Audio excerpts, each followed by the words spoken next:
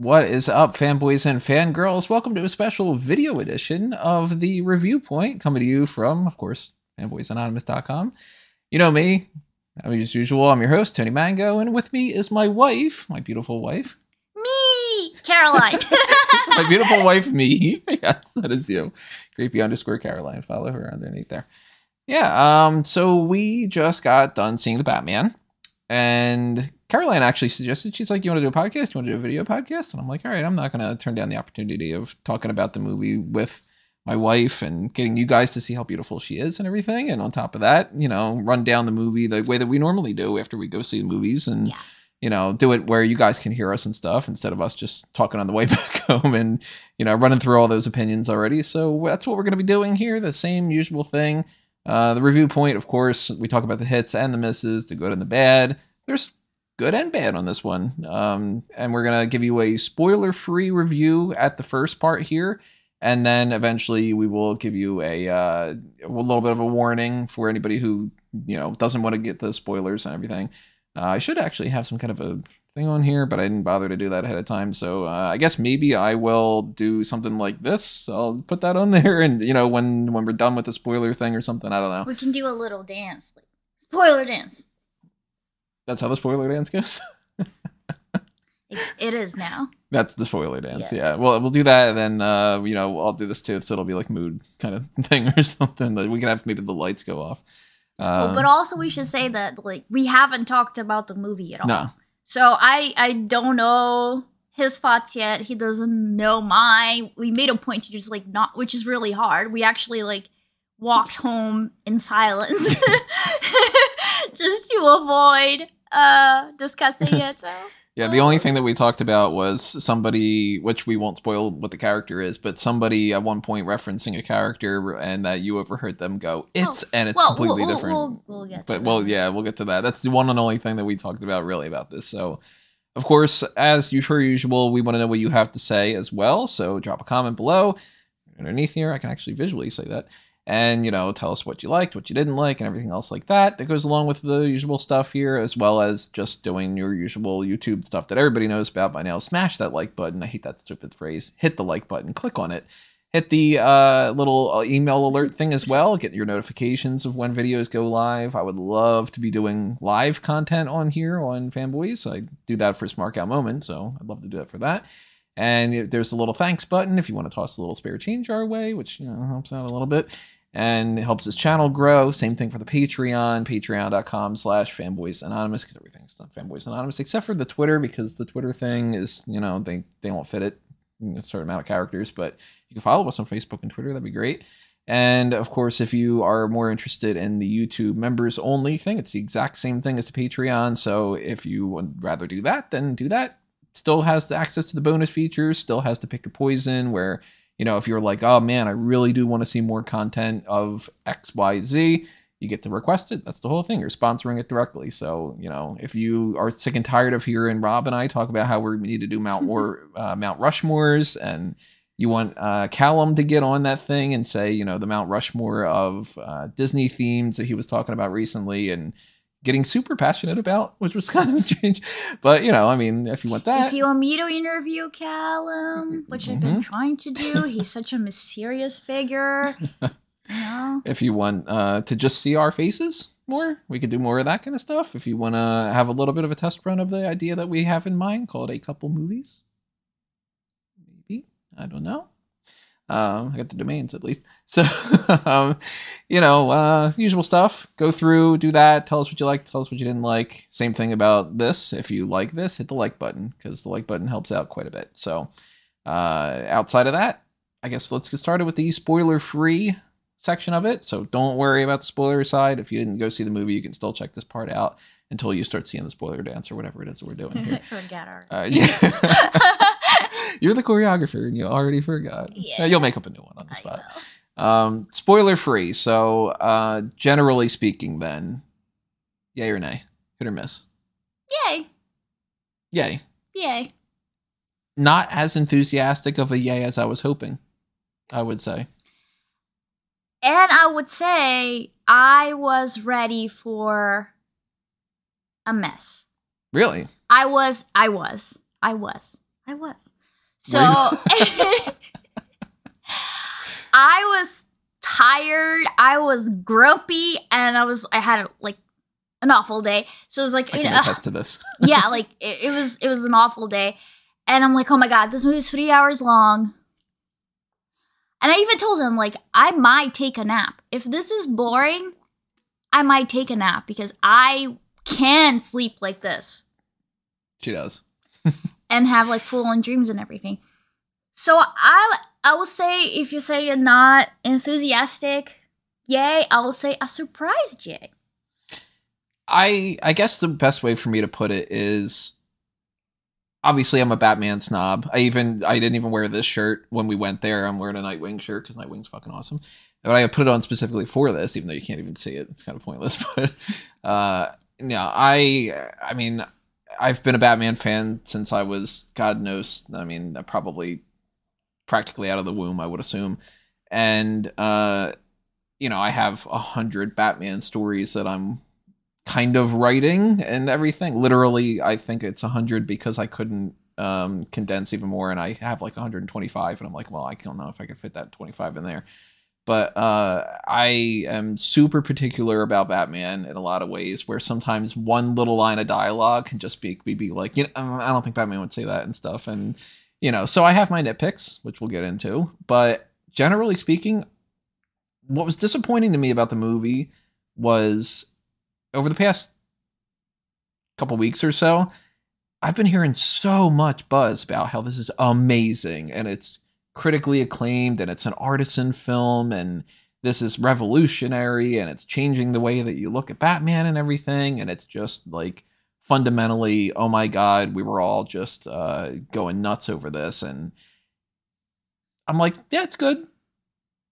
You know, but it's not this groundbreaking, amazing way. It's like, yeah, it's a good Batman movie.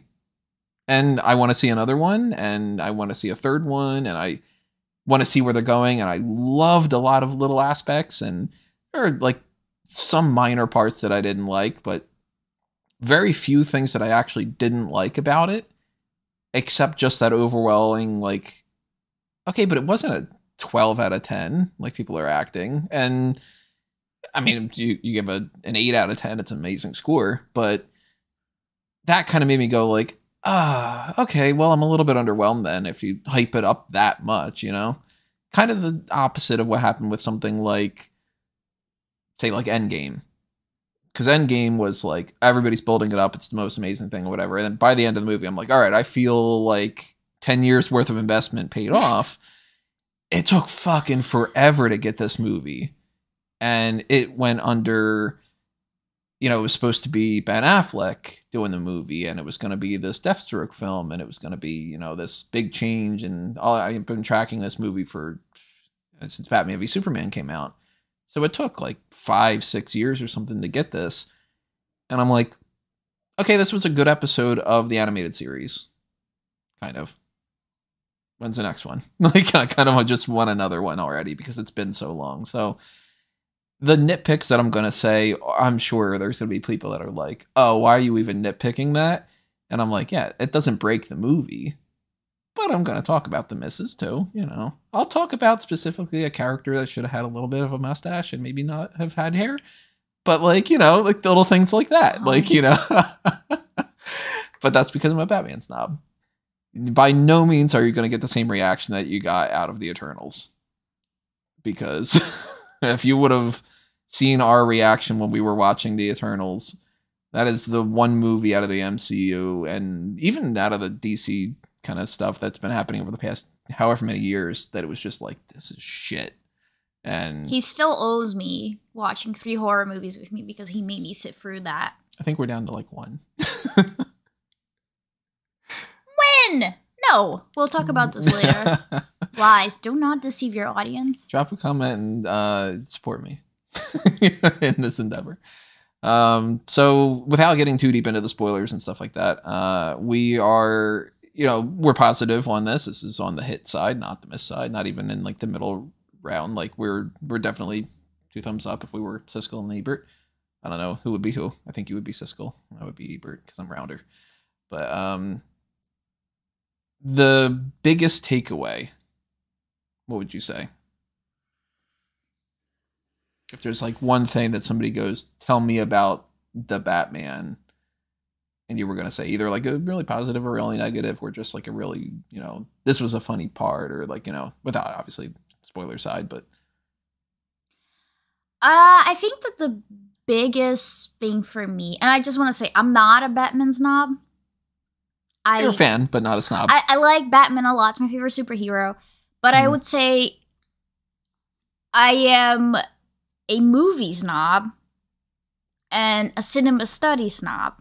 So I'm going to be like probably looking at certain things that to me spoke more. And I'm also like an artist. So sometimes like. Oops, wrong side. Wrong side. There you go. That thing. The painting back there, I can't point. It's okay. I can't either. So like certain things that maybe weren't, something that you liked or that spoke to you. Yeah, like it really spoke to me. So for me, the biggest takeaway of this movie was just the mood of it. I love the mood that Blade Runner created for movies.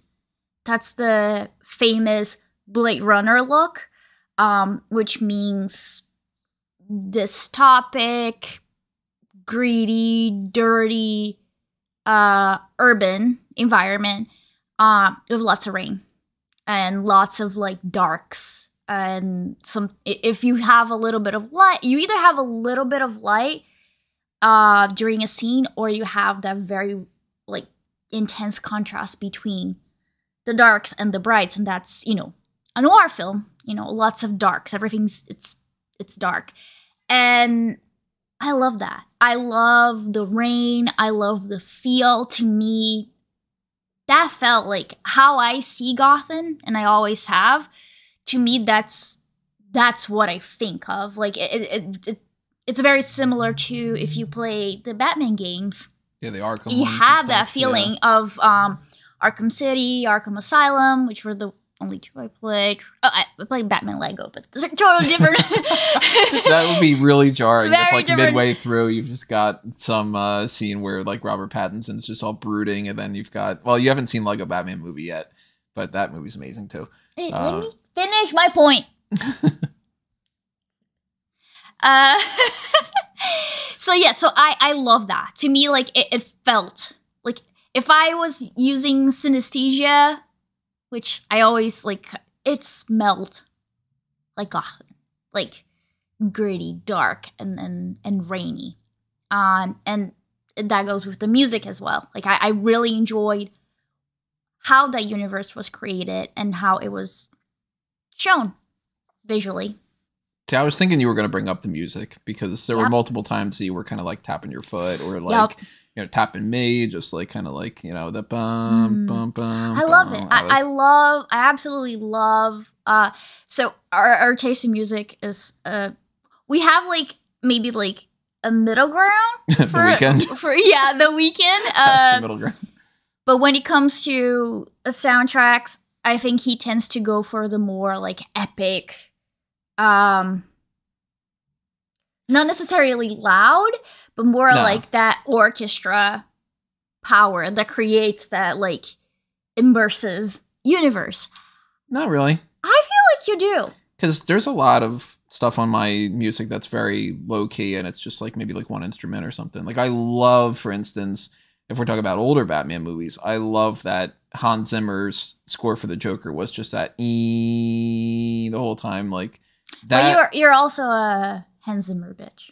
Yeah, because he's fucking great. He is. He's got like 3 notes that he does and everything, and that's it. But that kind of feel, I think that really fit with that. And in the same regard, I mean, this one works with this.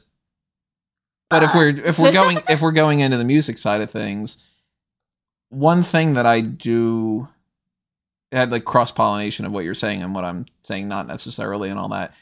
One thing I really appreciate with, in particular, superhero movies and like genre films like Star Wars and all that is if it's got something that I can hum. And it's the same with a lot of other music. I'm very melodic. Like, I don't care as much about the lyrics about something, because there's plenty of songs that some of my favorite songs, I have no idea what the hell the lyrics are, because like Basement Threes, every time I say, I still don't know what the lyrics are. Nobody on the internet knows, because if you look that up, it's posts from me asking what the hell are the lyrics, and it's like a German band or something from like 1993. So nobody knows the lyrics for that. And I'm just like, this is catchy and I love it. But nothing so far has topped Danny Elfman's theme for me for Batman. So if I'm thinking Batman, I'm thinking either the animated series or I'm thinking that, where in my mind, if I see Batman, I hear da-da-da-da-da, da-da-da-da-da, or that like the other version of the animated series theme from Bruce Timm's animated series, because there's been like 8 Batman series. But even the other one, the Batman series, is a pretty good theme too. First one, not the second one, just to specify. But like this, I did get a little bit annoyed after a while of just a couple scenes. I'm hearing bum, bum, bum, bum, bum. I love it. It's so effective. I think if it turned into something, and that was just in like the background for different parts, it was good. For like instance, you've seen it in the trailer, so we're not spoiling anything. But when the car flips over, Penguin's looking out and Batman's upside down, which is cool because it's like, you know, bats hang upside down, and that he's walking and it's, you know, it's upside down, like ominous kind of thing. This is my impression of Batman walking. He's just doot doot. That is a good like, oh fuck, the Batman's gonna get me. That's bum bum bum bum, kind of like you are going to get screwed kind of thing. But when it's more of like a big sweeping action scene, and that's the only thing that's playing, my adrenaline doesn't go anywhere else. It's still just kind of hitting that same note. Whereas I want that part of, okay, the Avengers theme kicked in, and then that's like, okay, the fucking shield goes to Cap, and everybody goes, fuck, I'm a nerd. You know, like that kind of thing. See, like you want it to be bigger. Like the music. But not necessarily like the orchestra thing. I disagree with that, though. I disagree with that because I feel that it kind of made me feel... It made me think of 2 movies. Which, I mean, it's not like they sound the same, but he has that same feeling, which is Jaws. Again, horror. Jaws. Very effective soundtrack. It has, you know, the beginning. Dun-dum, dun-dum. And that creates the idea of, oh, we're gonna feel tense, right? Like, even it does build up eventually, but that beginning is just, if you just say those like first notes, people know what you're talking about. It's a shame that there's the other part where it just goes bong bong bong bong doo doo doo doo doo doo, and then you're like, oh wait, this shark is like very dainty for a split second. Like it. I still like it. You have to look at the movie for the era it was created, sir. Okay, and Psycho. That was the other one. And with Psycho, it's, if you break down the intro music of Psycho, it's just a string song. And it was created because that way to almost like evoke that imagery of a knife, like something cutting. So for me with this, I'm watching this movie and I know it's going to be a noir version of Batman. The way the music was, that kind of like kept the same notes that drove him crazy. And it had that feeling of like steps. And that's like ongoing in the movie. Like sometimes you don't, and most of the time, I guess when Batman enters the scene being Batman, not Bruce Wayne, you hear his footsteps and you just see darkness. And I think that goes really well with it. And I also feel like the way the song is created, it makes me feel like in my head, I'm just like jumping from like different levels of darkness, but it's all dark. And that goes so well with the noir mood and atmosphere of this movie. That's why I really liked it. I thought it was like very effective. And I think I have a feeling that this is where we're gonna disagree a lot, because you're seeing, as a Batman fan, you are, you know, seeing this film as maybe like you're comparing to all the other ones Right. and everything that you've seen. And my ideal. And your of idea. what it's- And yeah. that's why, like, he doesn't watch music videos even. Like, he doesn't No. Absolutely not. I'm not going to watch a music video and have somebody dictate to me what their song is about. No, it's my song. I'm listening to it. That kind of thing. Anyway, like, I don't know how I got this man to marry me because, like, he's so picky. And I'm chaotic. More maybe manic. maybe that's why. Chaotic! Drop a comment below. Is she more chaotic or manic? I'm chaotic. Okay, anyways. Let me talk! You're like, ugh. You're taking the thoughts out of my head. See, you just took them. What was it? Okay, I got it. So it's and I'm watching this as like, okay, this is a different movie altogether. It's a standalone, so I'm not gonna put it in the same room with the other movies. I'm gonna watch this thinking this is, a younger Batman. He clearly is not like the cool, like that's the cool part. that's my cool Batman. I'm sorry, I just hit the mic, so I'm sorry if you guys got I'm sorry. It's my nails. So he's still like figuring shit out. And Yeah, it's year 2. it's year 2. He's still trying to figure out who he is. I don't want to like talk too much about like the movie itself, but it's a different movie. So like it doesn't make sense to me to really just like put it against the other ones, but I know it's a natural thing, and I'm probably, you guys are all watching this and you're like, Caroline's insane. You have to compare, which is totally fine. But I'm watching this, it's like, okay, it's a noir Batman movie. Also, every movie is potentially somebody's first. And not only just first movie in general, All Dogs Go to Heaven, I think, was the first movie that I saw in theaters. Do you remember the first movie you ever saw in theaters? Beauty and the Beast. Really? I was told to shut up. Why were you like, ah?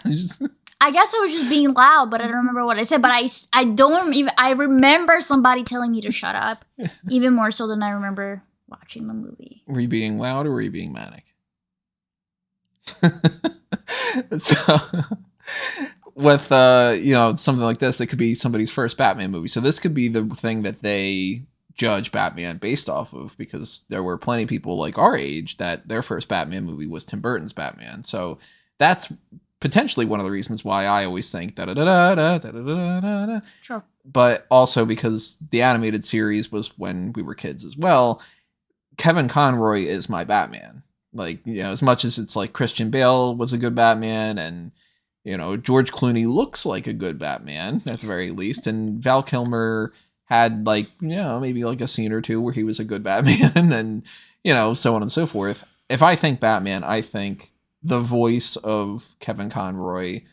If I think Joker, I think the voice of Mark Hamill, and the look of pretty much the Arkham stuff, like visually for these kind of characters.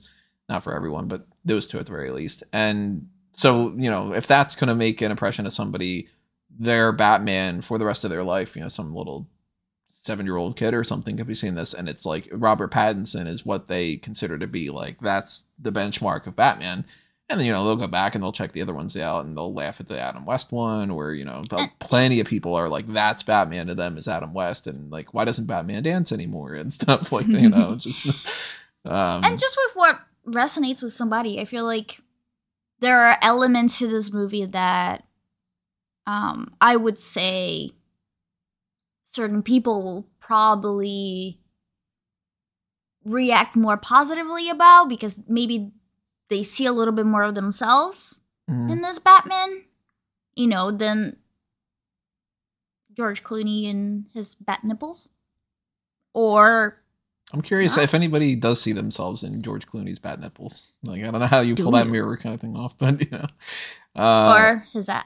That was the ass shots. One. Yeah, well, the ass shots. They all got ass shots, I think, if I'm remembering correctly. I know that they do. Silverstone at least gets a boob shot and an ass shot, because everybody's just doing that. Joel Schumacher's just like, equality. Let me zoom in on all these parts, and they're like, "Can you write like a good villain for Bane?" And they're like, "No, he just goes, but I need another ass shot." I did like that Bane. I thought that was Bane for the longest time. I thought so too. And then eventually I'm like reading a couple comics and I'm like, oh, Bane is kind of awesome. Yeah. And then, Now Bane to me is the Bane from the video games. Thankfully not the... No. I actually have failed to watch the whole movie. I keep falling asleep. I always fall asleep. And that's like my thing. Like if I fall asleep, to this day I haven't seen Road to Perdition. I'm not even joking. Like I remember renting this movie when I still lived in Brazil. And granted, it was after lunch. So, nap time. It's nap time. And it was on a Sunday. So I was already exhausted, And it was a Sunday, like God's day, whatever. You sleep that day. I put the movie on and I watched till he says like something like, oh, and people always ask me what I say about my father, what I think about my father, whatever. Which, if I remember correctly, is like 30 seconds in. It's less than a minute probably, or less than 5 minutes. I woke up exactly just before the credits when he's like, and that's what I tell people when they ask me about my father. Credits. And I'm like, well, still don't know what happens in that movie. I still don't know what he talks about when people ask about his father. We'll watch it. We'll watch it at some point. No, because that was Mother Nature being like, you don't need this movie in your life. I'm like, all right, nap. It's a pretty good movie. It's got... my nap was great. The little kid eventually goes on to play Superman. And that took me by surprise because I was like, he could be a good Batman. Instead, he goes Superman. And then, of course, the guy that I was like, that guy's going to be James Bond? That guy? For Daniel Craig. And then that, worked out the way that it is, and No Time to Die sucks. But my nap was great, though. I woke up, like, fully crusty drool. It was great. No Time to Die, or not No Time to Die. No, I'm not going to praise that. Road to Perdition, though, great soundtrack. And that's got, like, Irish stuff in it and everything, so I'm all over the place with music. But I guess we can start to get in some more specific stuff. So I guess just in case, because we're going to, obviously talk about more character stuff and how things work. Here you go. Here's your spoiler warning. Spoiler. Eventually I'll get a graphic. I'll put something up on there. I promise. I just didn't think about that ahead of time. But spoilers from this moment on, potentially. There you go. You were warned. So everybody dies. And it's good. I do the same fucking joke every single time. And you laugh about it. I do. It's that joke, especially if somebody can overhear it, and I just go, I can't believe that they killed, and then just hoping that somebody does that. That's the one of the two main jokes. The other one being like, Fantastic Four movie, and you go, I didn't see Fantastic 1, 2, and 3. I hate this joke. You love it. No, I don't. Yeah, you do. No, you still laugh. You'll laugh for the next 40 years, and then you'll kill me. But obviously, we got Batman. Everybody knows Batman. It's Bruce Wayne. Billionaire Bruce Wayne. Spoiler. Oh, my God. Some people figure that out in the movie. Riddler does. But we got Selena Kyle, one of the main characters. The female lead more than anybody else. We got some people from the comics, some people that are created just specifically for the movie, which... That's always one of my nitpicks is always there's plenty of people that you can throw into the comics. So I'm looking at this like Gil Colson, Peter Sarsgaard plays him. I'm sure that there's 500 different district attorneys. I probably have a list of it somewhere on my Evernote stuff of different district attorneys before Harvey Dent.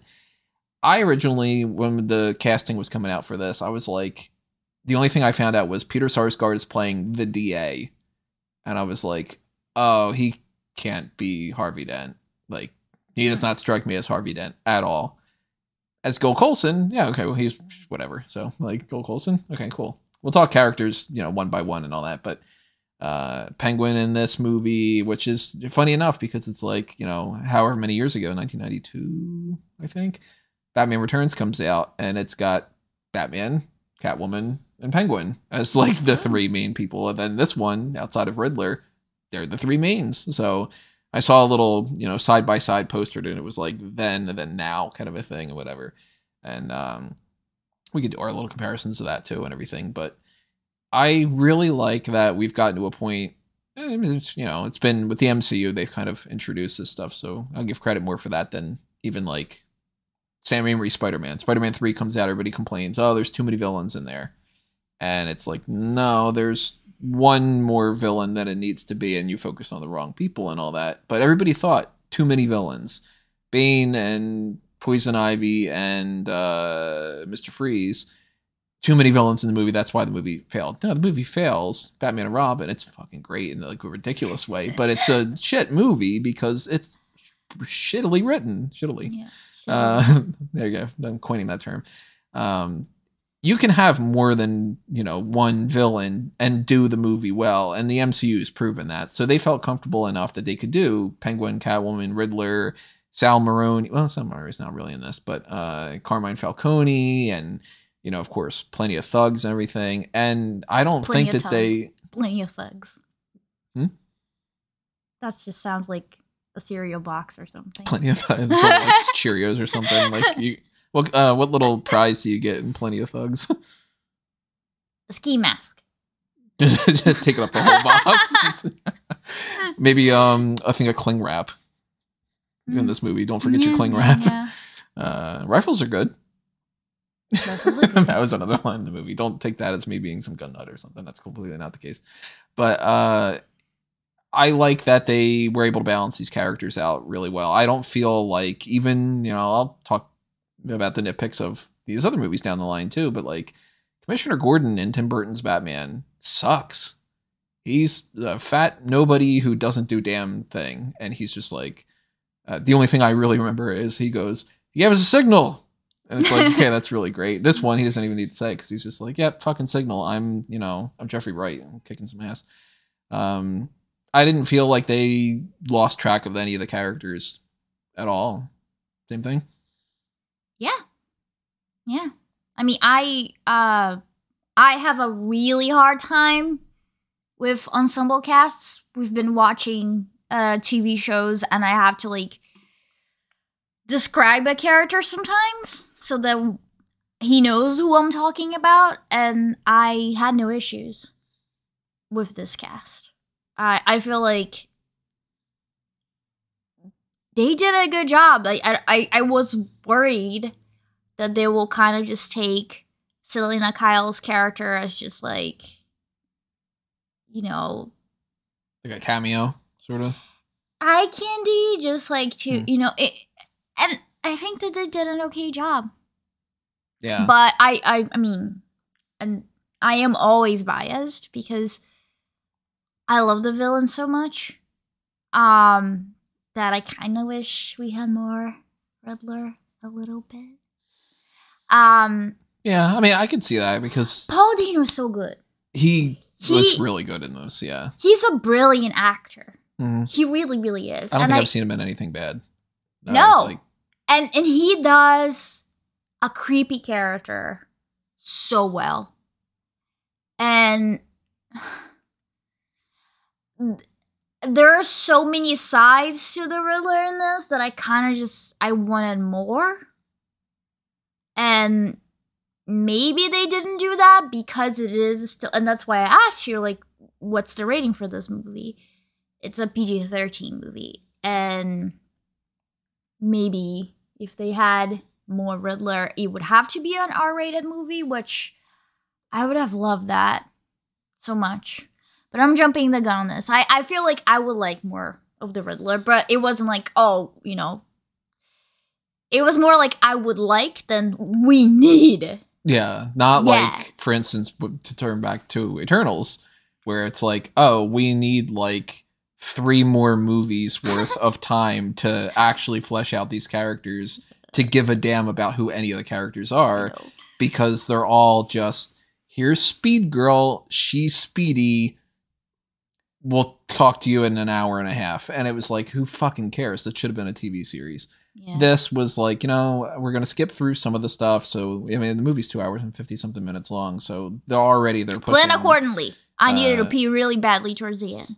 I'm the type of person who I'm like, give me the 14-hour movie. He's a camel, though. Really, yeah. He'll be fine, like, peeing once a day. I pee, like, every 10 minutes. So. Yeah.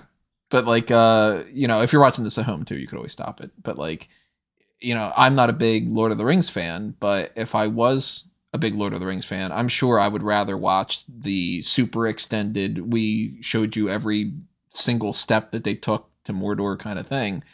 same as I am with my favorite movie of all time, Terminator 2. I never, as soon as I realized that this was on the DVD, I've never watched Terminator 2, the regular theatrical cut since then. I've always watched not even the extended cut, but the super extended cut, where it has literally every finished scene in the movie. And it's like, okay, you're going to show the split seconds worth of the T-1000 going like this to posters in John's room. And I'm like, okay, that makes perfect sense. Yeah, of course you would show that scene. And yeah, you complain when I want to watch a horror movie because it's too slow. Subtitles Or God forbid, it's something I want to watch. He's like playing Pokemon Go in the first 5 minutes. Sometimes I have to catch something important. It's annoying. But I thought that they had enough time to be able to give every character a little bit of time to breathe that deserved time to breathe. Obviously, like the mayor at the beginning of the movie, he's there to get killed. Who fucking cares? He's not even a guy.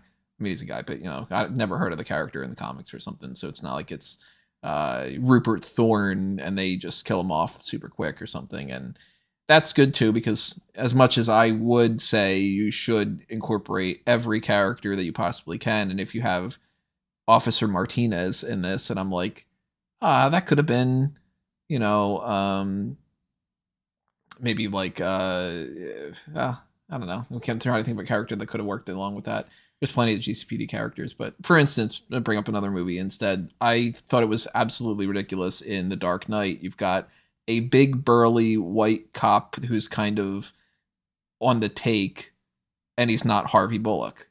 And you've got a Latina cop who's working with Gordon, and she's like, I don't know, like Rodriguez or something, I think was her name. And it's like, why isn't that Renee Montoya? Like, why not make those characters the characters that they are?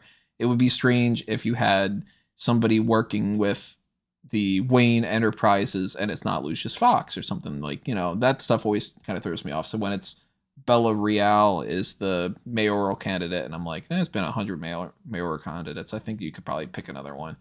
But you don't need, you know, a character like that doesn't need to have too much breathing room. She's there to serve her purpose, and she serves that perfectly fine. And yeah, and they write enough that we get that, like, okay, so she's like not a corrupt. Yeah. She's like obviously the option Gotham should go with. So okay, we got it. That's all you need.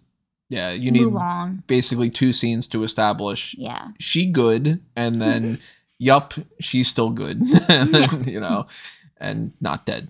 Yeah, but so like Chief Mackenzie, I'm looking at I have to look up the names because it was just, you know, whatever, but like Chief Mackenzie, okay, it's a guy, you know, so we're not gonna bother to talk about some of those characters, you know.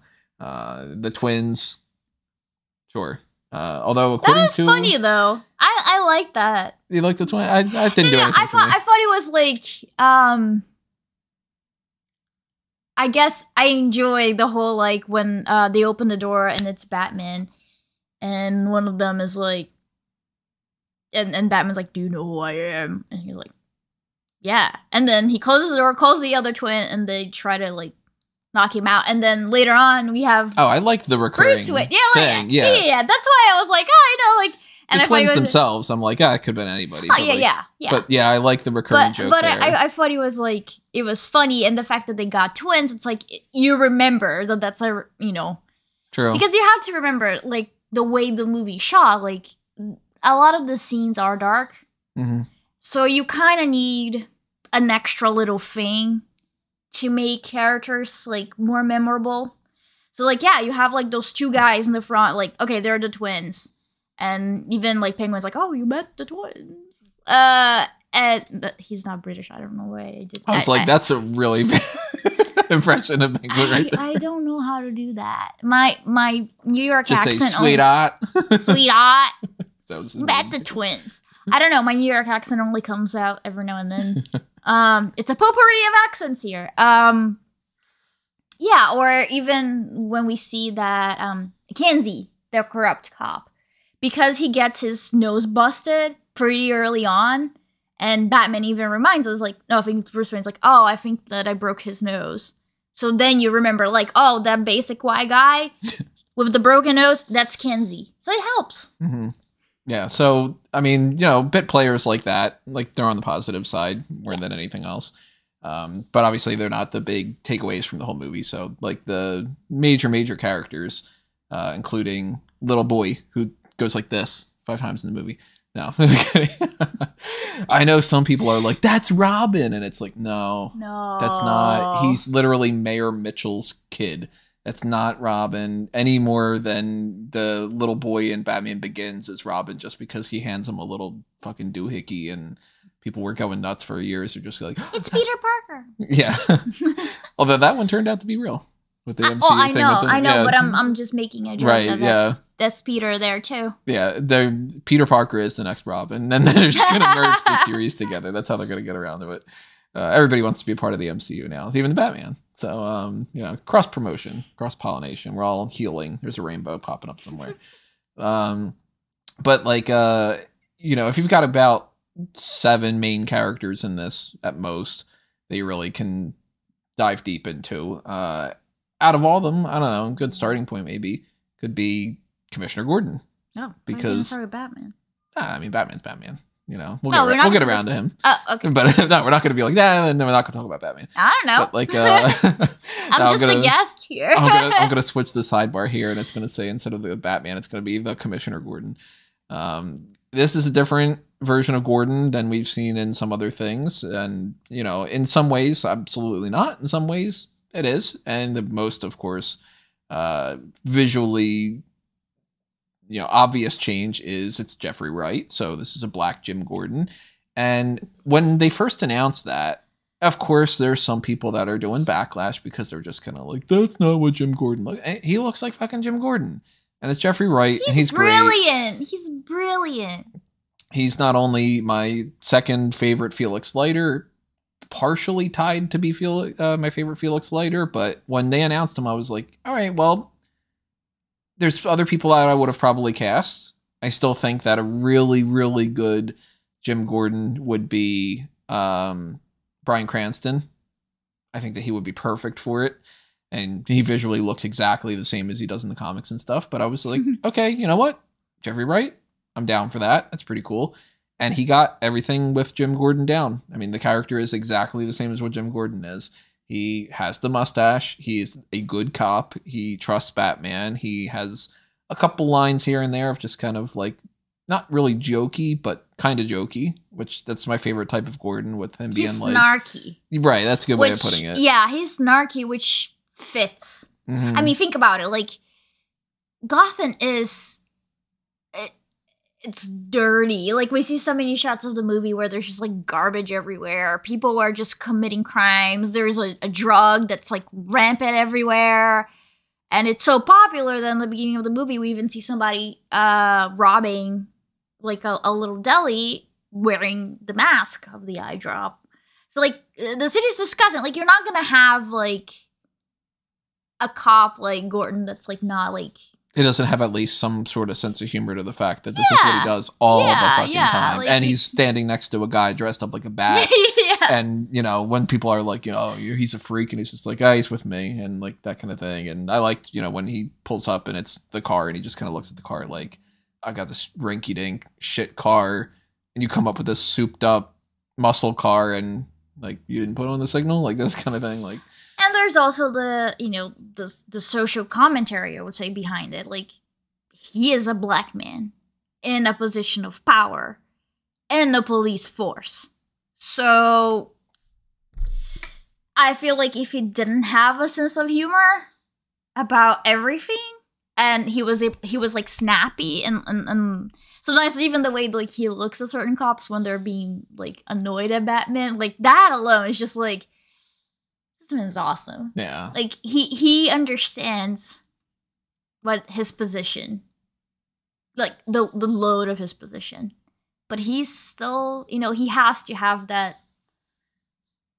I hate the word swag, but I think I'm going to have to use it. That swag. That je ne sais quoi. Yeah, that je ne sais quoi. There you go. That's much better. He's got that swag. I hate it so much. I wish I could do like audio cues here and not get copyright and just play a split second of the Street Profits theme. But yeah, I mean, again, like if I compare ideals and everything, you can't in certain scenarios. Like you only have 2 hours and 50 minutes. You can't cram everything that you possibly can in here. My favorite version of Jim Gordon knows that Bruce is Batman and has a little bit more of an emotional tie to him. But I like that in this one, you don't have to necessarily go in that because it wouldn't have served any purpose in the story. It's so early on too. Right. So if they would have just done something that would have hinted at that, as much as that would appeal to the fan in me that goes, yeah, Gordon does know, it would make no sense in this movie. So that's a nitpick that isn't a nitpick because it would have made no sense. So, so I really like Gordon, of course. As far as, let's go, I mean, there's not really nothing to talk about Commissioner Pete Savage, right? He's a corrupt cop. When the commissioner first talked, I didn't think that was going to be his voice. Oh, yeah. He was just kind of like, right? He's just kind of like, what the hell, guys? What the hell? What the hell? And then we had the same joke. So if anybody does follow Smart Out Moment for the pro wrestling side of things, and Jim Cornette, then you probably know Bruce Pritchard and the Something to Wrestle With podcast and all that, and his impression of Jim Cornette, which is, bumping up the pitch a little bit of the Cornette thing of just, goddamn motherfucker, and all this, so... double meal, yeah. double cheese. So when this commissioner guy comes out and he's just kind of like, what the hell? Oh, man. What are you talking about, the goddamn Batman? Motherfucker. That was their the one fuck that they got. So if they would have done one more fuck, it would have been a rated R film. But yeah, that took me by surprise. And I'm just kind of like that. And somebody like, did Riddler put his balls in a vice before this scene or something? For him to just be like, oh, goddamn, I don't want to fucking deal with the Batman. But, not the characters like that don't have too much going on for them. But as far as like minor characters go, this is just a very random thing. I don't know if I'm pronouncing his name correctly. Jay Licurgo, the kid that pops up, and I think he might have been on the trailers and stuff. We're on the spoiler section anyway, so it doesn't matter. But there's a group of thugs, which again you could do 15 different gangs, and they didn't. They just went with generic thugs, but whatever. But they're face painted and everything. The kid's got half the face paint, half not, which is pretty much a visual cue of he's not sure if he wants to join the gang and he's not fully committed. This is his initiation. He's in the initiation. Yeah. He's not fully in there kind of thing. So it's not, some people like, oh, is that Harvey Dent? Like that kind of thing. We'll get to that a little bit later. But his character and all that is just like a kid in this. And I was like, I think I know that kid from somewhere. He is currently Tim Drake on Titans for this past season. So funny enough, he goes from being, like Robin in training. I just watched those episodes, a couple weeks ago, to being also in another Batman thing, and he's a criminal. So anybody's confused, it's not the same continuity. I know that there's people out there that would just be like, so Andrew Garfield, like he's just, that's another Spider-Man movie. He just, he's going to be with Mary Jane in this one. Now that all gets confusing because it all is the same continuity, but it's a whole different thing. So I thought that was kind of interesting. I'm like, oh, the kid's doing that. That's kind of just one of those weird sort of deals. Kind of like how it's funny that Robert Pattinson is, a vampire in Twilight, makes his career off of that. Then he becomes Batman, and it's Robert Pattinson. Christian Bale is Bateman, and then he's Batman. And then, it's somehow these things work out like that. But we will talk about Barry Keoghan later for a split second, because he only pops up for a split second. What do you think about Alfred? I love Andy Serkis. Is that how you pronounce his last name? I'm sorry. I love him. And I remember you telling me that he was going to be Alfred before I saw the trailer. Because unlike you, I made a point to not read anything about this. I didn't hear any buzz. Like, I made a point to just, like, not. Because I was worried that it was going to be a really big disappointment for me. So I was like, I'm not going to know anything. And I think that I only saw the first trailer fairly recently with you. So he told me that he was playing Alfred before I had the visual. And at first I was like, I'm not sure, because he always comes off to me having a certain Gruffness? Yes. Yes. So I was like, well, I don't know, because, like, to me, Alfred, I forget his name.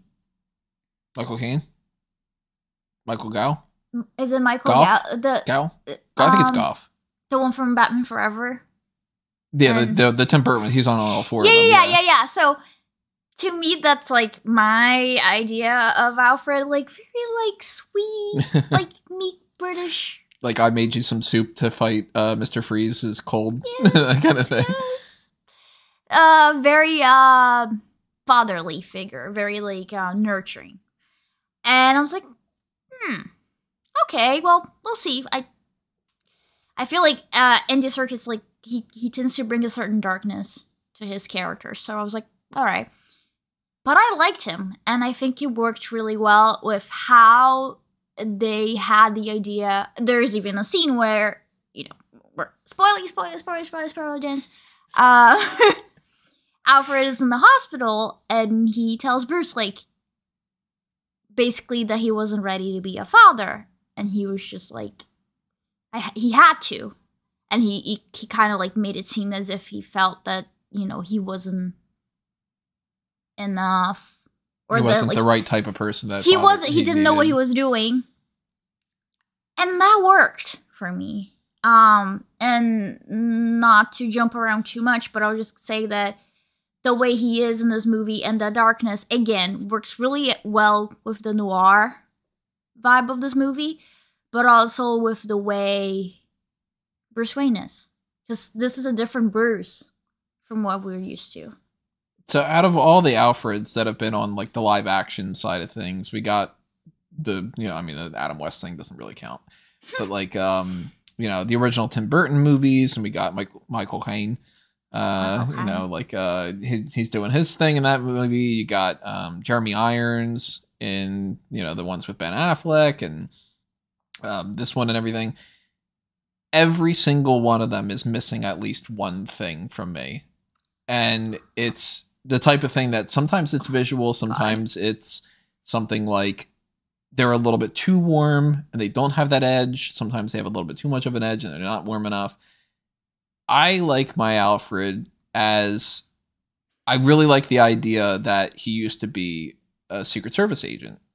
And when they introduced that, and whatever comic it was, I'm not, as much as I'm a Batman snob, I'm not a comic snob, so I can't say, issue number 5 of whatever, blah, blah, blah. I don't fucking know.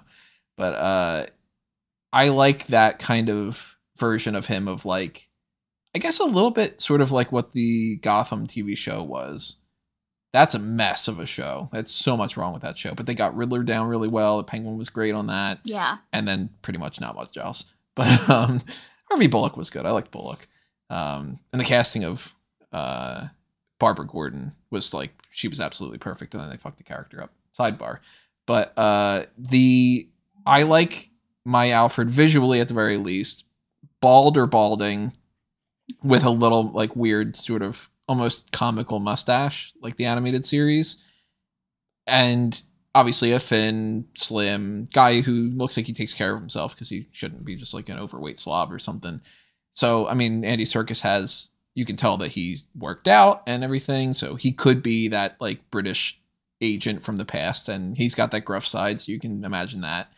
But I also like Alfred being the type where it's like, I had to put that aside and try to be a father thing. And so that when they went in that direction here, where it wasn't so much like that, and it wasn't too much like the Tim Burton one, where I can't picture that guy getting into a fight.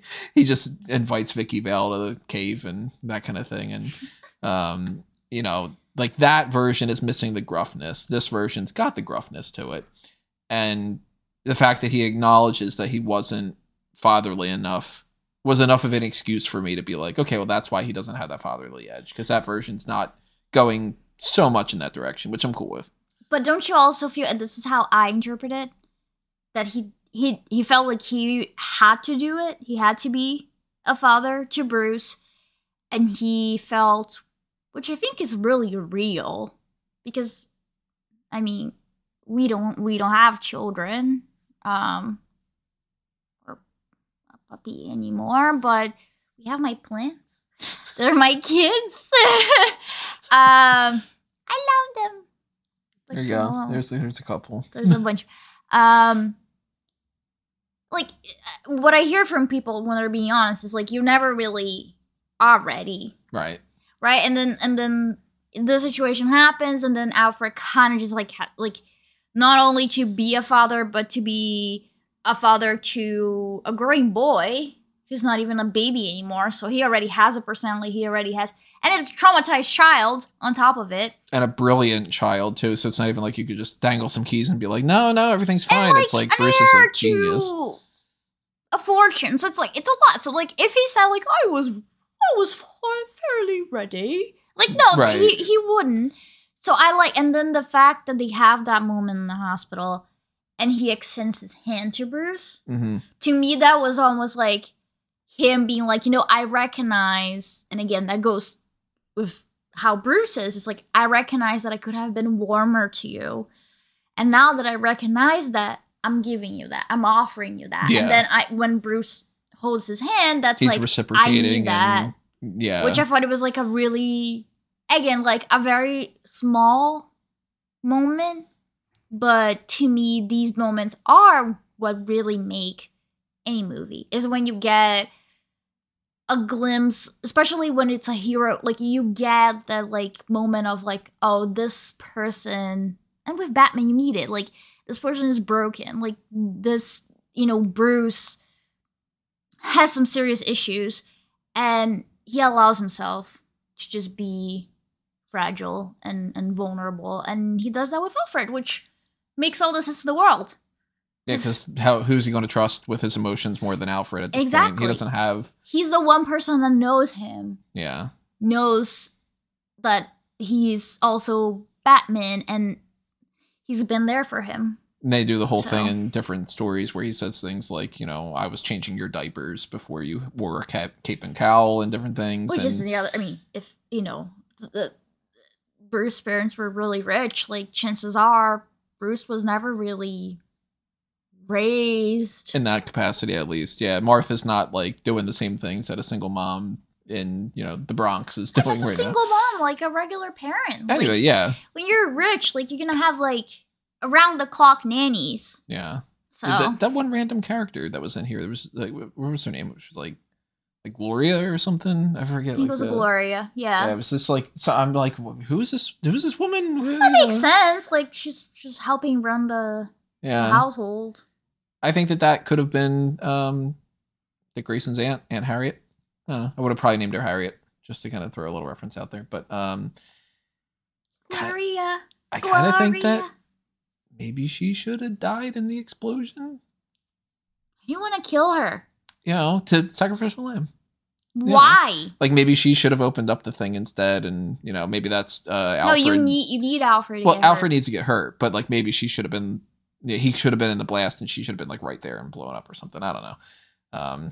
Yeah, it's okay to kill a character here and there, but yeah, but like, why Gloria? Why not? Why are you shitting on Gloria like this? Because who the fuck's Gloria? She's helping. She's the help. It's to use that phrase. But a little moment like that, you said it's a little moment in there. That's a big moment too, because at the beginning of the movie, Bruce and Alfred do not seem to get along. And that took me by surprise. And I was like, I don't think I like this direction that they're going. I hope that they fix that by the end of the movie. Because he's just like, shut up, you're not my dad. And I'm like, oh, okay, the brooding, I got my hair. The emo hair. Yeah, we'll talk about it. Yeah, we need to talk about the hair. But that's very much the joke that I always make with the emo hair thing is that every song is just my dad doesn't get me. I'm falling to pieces. Falling to pieces. The dad doesn't get me. It's just kind of like I'm falling to pieces, and Alfred's not my real dad, and like that. And I was just like, don't tell me that we're gonna get emo Bruce, who's just kind of like, you're not my real dad, and he slams his door and everything. So by the end of the scene where he puts his hand out and, they actually have that moment, that's an acknowledgement of, yeah, I'm kind of being a dick to you. You were really good to me. I realized that you did things more for me than I thought that you did. And I was mad at you that I thought that you lied to me and it wasn't necessarily you were protecting my feelings and, all these other kind of things like that. So that was a small moment that actually translates to a big moment, which one of my favorite parts of the movie. Very effective. Yeah. What was weird, though, was when they first announced Andy Serkis is in the movie, and they also announced at the same time Colin Farrell's in the movie, and they announce, oh, well, the Penguin and Alfred have been cast. I'm like, Colin Farrell as Alfred? He doesn't seem like he's old enough to necessarily do it, but I mean, hey, maybe they're going in a slightly younger direction. There was a point in time where Timothy Dalton was rumored to be Alfred, and that would have been great. I think he would have been a fan. He still could be. You want it? Just, you want it. You want it. He would be a fantastic Alfred. I really want to see that down the line. But I was like, oh, Colin Farrell as Alfred. I mean, maybe or whatever. But Andy Serkis as Penguin, that'd be fucking great. He looks like he would be a great Penguin. And then when it's the opposite way, I'm like, they can't possibly do Colin Farrell as Penguin because, I mean, maybe Andy Serkis can be a good Alfred. Okay. But Colin Farrell as Penguin, what the fuck movie is this going to be? Is this going to be, oh, also, the Riddler doesn't do anything with question marks, and also Selena Kyle is played by Melissa McCarthy, or like, you know, just like go all over the place here, and our Commissioner Gordon is actually not going to be a cop, and it's like, so I was just like, Colin Farrell doesn't look anything like Penguin. You give him a slightly beakish nose, and that's still not good enough. Then we eventually see footage of some test makeup and everything, and there's no point in this movie that if you wouldn't have told me ahead of time that it was Colin Farrell, that I ever would have thought that it would have been him. Amazing. He was so good in this. And just the makeup. The makeup itself, too. The makeup was absolutely brilliant. Like, he's got all these, like, cracks in his skin. He's all gross looking. Scars and yeah. You know. Amazing. Like, amazingly apply. Like, he looks like they casted a person that looks like that. Yeah. And body language. Like, he was phenomenal. He got a lot of stuff into this that, like, you can tell, and I can tell a little bit through, like, a couple little interviews that have come out that I've seen. He really liked doing this. And I think that they're doing a spinoff in some fashion. I don't know. But he is, like, seemingly like, fuck, this was great. Because he's hamming it up, but he's not being campy.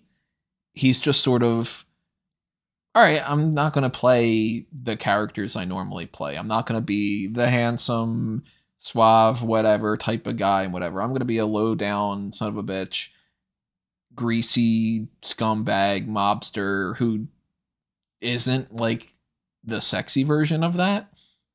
Because you can still be, I mean, like, you know, Michael Corleone is like, you know, well, he's an awful human being, but you're like, yeah, I can get like people falling for his act, and you know, there's plenty of people in any type of mob thing or something, but he's just this gross, slimy kind of guy, and he has funny moments, and he has moments where he seems kind of threatening, and you know, threatening moments like when he shoots, where he's about to shoot Falcone, versus a moment where he's, you know, in the trailer and everything, you could see, and we're in the spoiler section, it doesn't matter, where he's, you know, thinking that he killed Batman in the car, and he's just like, yeah, I got you, and I'm like, oh, fuck. And when he's all handcuffed and his feet are tied and he's trying to walk and he does the penguin walk, we were like, yeah. Ah! That was a really good little touch of just that was really good. Waddling like a penguin, just, you know, doot, doot, doot, doot. And I love that he was like, are you guys stupid? Like, el rata, la rata, you don't know feminine, masculine. I'm like, yes. So, I mean, Penguin has the Iceberg Lounge, which that's one of the things that appeals to the geek in me, which is like, yeah, of course the Penguin's got the Iceberg Lounge. If you have him running a nightclub and you don't call it that, that's fucking travesty. Because what was the club within the club? 44 Below? 44 Below, I think. Which I also thought was really cool. Because it's like, oh, okay, so this is like, below zero, even Sub-Zero. Like Selena says, this is the real club. This is the one that is, you know, the 7th level of hell, or 6th level, or whatever the hell.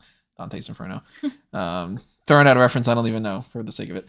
But yeah, that, you know, of course, the Iceberg Lounge, if you follow the comics, you watch the TV shows and everything like that, you know the Iceberg Lounge is this legitimate business front, remind the camera, that people will go and they'll meet up and they'll have business meetings about crime. So it's like, yeah, okay, on the papers and on the books, he's running a nightclub, but he's also running a front for you know, oh, they do the loading dock in the back, and that's where they Mhm. do shipments of whatever the hell or something. So love little touches like that. Anytime a movie can do something where they just reference those things, it's always great to me. So he was great. He was a big standout. And whenever they do Really this little was. spin-off thing, I'm totally down for watching a Penguin show. I think it's supposed to be a little bit of a prequel and a little bit of a sequel or something. I don't really know. I haven't read too much because I didn't want to get any spoilers. But if it's anything like something like Peacemaker or something, then, you know, I loved it. She didn't like it. But characters like those, really great. We got another version of Falcone. Or Falcone. They called him Falcone in this one. I always like Falcone. It's Ra's al Ghul, Ra's al Ghul, whatever you want to call it. John Turturro, which I was like, I don't know. I mean, we got a couple different Falcones, and nobody really looks like the Falcone from the comics, oddly enough, which looks very much just like Marlon Brando, but if he were fit, kind of. Not the like full, I won't do anything more today kind of thing. Side note, do you ever know that the cat in that scene, The Godfather, wasn't supposed to be in the scene? Oh, really? Cat just popped up on the set, and he was just kind of like, Oy. I'm just going to hold the cat, you know, that kind of thing. That's good. So, you know, when John Turturro's there and he's looking like John Turturro, you know, he's got his like wily curly hair, you know, this cotton ball sticking up out of his head kind of thing. Cause he's all gray now, you know? So? Yeah. So he's like a Q-tip because he's thin and, you know, that's that going on. That to me, I was like, well, you know, I mean, different version of Falcone. Sure. Why not? He gets the character down well enough. He's a slimy mobster stuff. Totally cool with him. I love John Turturro.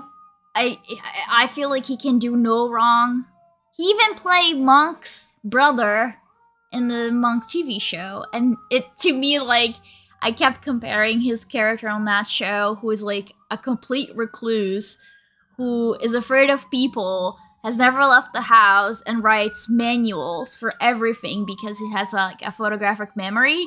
So he's like very like meek and like very like uncertain of himself, and then you have him as Falcone, who's like, "Come here, darling. Let's just like discuss business over espresso." Like, yeah, like I dig. I don't remember that part in the movie where he just invites someone for espresso. That's just, you know, this is it's an extra. You didn't pay attention to this scene. Yeah, that's right after he says, like, "Hey, beautiful," and play some pool, right? Yeah, you know, just- with espresso. yeah. He's drink. He need. He's they an probably espresso cut- guy. They probably cut that scene at some point because like he's drinking an espresso at some point. Like, come on, like he has to. That's But, in the like, 3.5 hour director's Yeah, exactly. cut. Like, you know, I 20 think minutes worth of him I talking think about he did a espresso. great job, and I feel like his exchange with Bruce, about the whole thing with his family and the journalist who got killed, like, I really love that. And then Sounds of New York in the background. Yeah. I Which- really loved it. I feel like it was that seemed to me like he had levels of like sympathy towards Bruce. He had that slight menace feeling because he is a mobster and he did this. You know, he even says in the scene, like, when fear is not enough.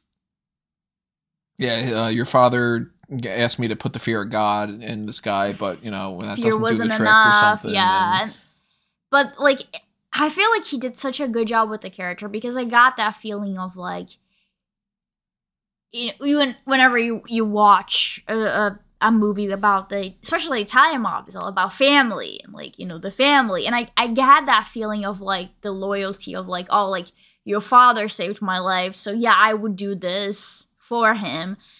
But there's this like slight undertone where I'm like, is Bruce in danger right now? Like, would he like pull up a gun or is he gonna hug him? And he kept me guessing what he was gonna do.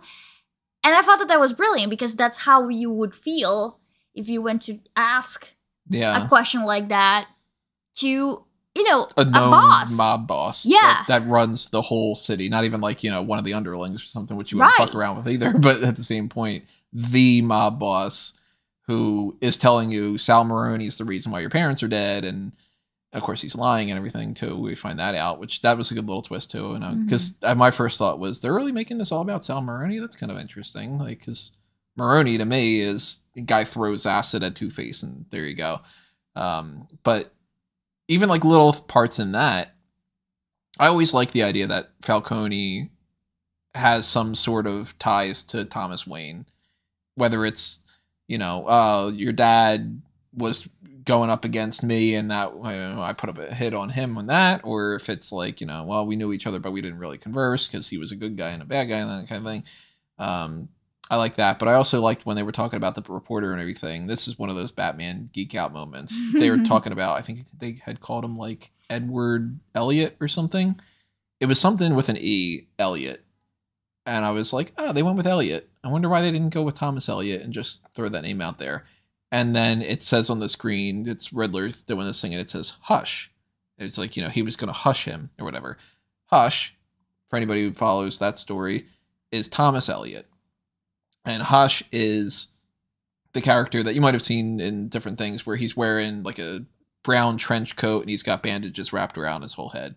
And it's a whole mystery thing that Thomas Elliot used to be good friends with Bruce when they were kids. The Elliot family are another one of the big families of, the rich people in Gotham and everything. And, Thomas Elliot becomes like a surgeon because of Bruce's father and like all these other kind of things. So that little like, oh, the Elliots and it was Hush. I'm like, I get it. A little moment kind of thing. So they do that. And, that's always cool when they do that. Also, I was like, oh, they're actually going to go in this direction. Was the Falcone is Selina Kyle's dad? Because in the comics, sometimes that's true, sometimes it's not, depending on the continuity and everything. But sometimes they go what they do here, which I like a lot, which is Falcone is this mob boss who just sleeps around because people in power tend to do that a lot, unfortunately. And he just has a kid with some random girl who worked at the club. Right. She's in this continuity, she's just somebody who works at the club. Sometimes she's just a prostitute. Sometimes she's, whatever it might be. And it's just Maria Kyle. And, they have a kid. And he's just like, well, whatever. It's not my fucking kid. I don't give a shit. Even though it is. But that's the whole point. Like, he's shitty. So I always like when they do that kind of thing because it's kind of like, I like Selina being the type that, and we'll get into Selina, of course, too. I like it. We'll get into her. He might too. I like when Selina is somebody who, I don't want to say like there's like a sense of entitlement, but I like that she gets something of an edge to her where she feels like, yeah, why don't I steal things? Like, I deserve to take this diamond that says it's a cat's eye diamond or something, because fuck that. It's mine. That kind of thing. And I like when she's got that mobster edge because then it's like, okay, she probably gets that from her dad of just, I'm going to take something because I want it and I'm putting in the effort to steal it, so I deserve it too. And I like that she's also on this sort of, sometimes they write her where she's like a prostitute or she's not necessarily a prostitute, but like she kind of is like in that range of like sex workers and stuff, and that she fights for them. And in this movie, she's using a woman, but she's also caring about the woman. And you can tell that that woman is there because she's somebody she's from another country and she came here based off her looks and she's kind of in a shitty situation and all that. So they tied into a lot of that stuff, which I thought was really good for Selina's character because they kind of hit very quickly a lot of beats of what Selina is. She's good. She's got a little bit of a dark side to her, but she's still good. She doesn't kill anybody in the movie. So it's not like... She wants to. She wants to, which that's a good version of Selina. Selina is like, she always could do that, but Bruce is the one that just puts the gun down and it's just kind of like, how about we don't? And then she goes like, okay, for now, that kind of thing. But this version of Selina, I don't know where I would rank her, but originally Zoe Kravitz, I was like, she could be good. We'll see. I was so excited. And I think that she killed it. She looks sexy, of course. You have to do that for Selina. Oh God, yes. Michelle Pfeiffer, of course, super hot in that movie. Anne Hathaway, she's beautiful. You go down the list of all these people. Very rarely is there like a Selina Kyle in something that it's not like, all right, she could get it. But Kravitz is, we've had a couple different, people do the whole thing about like Commissioner Gordon being black. Some people are upset about that for reasons that they shouldn't be.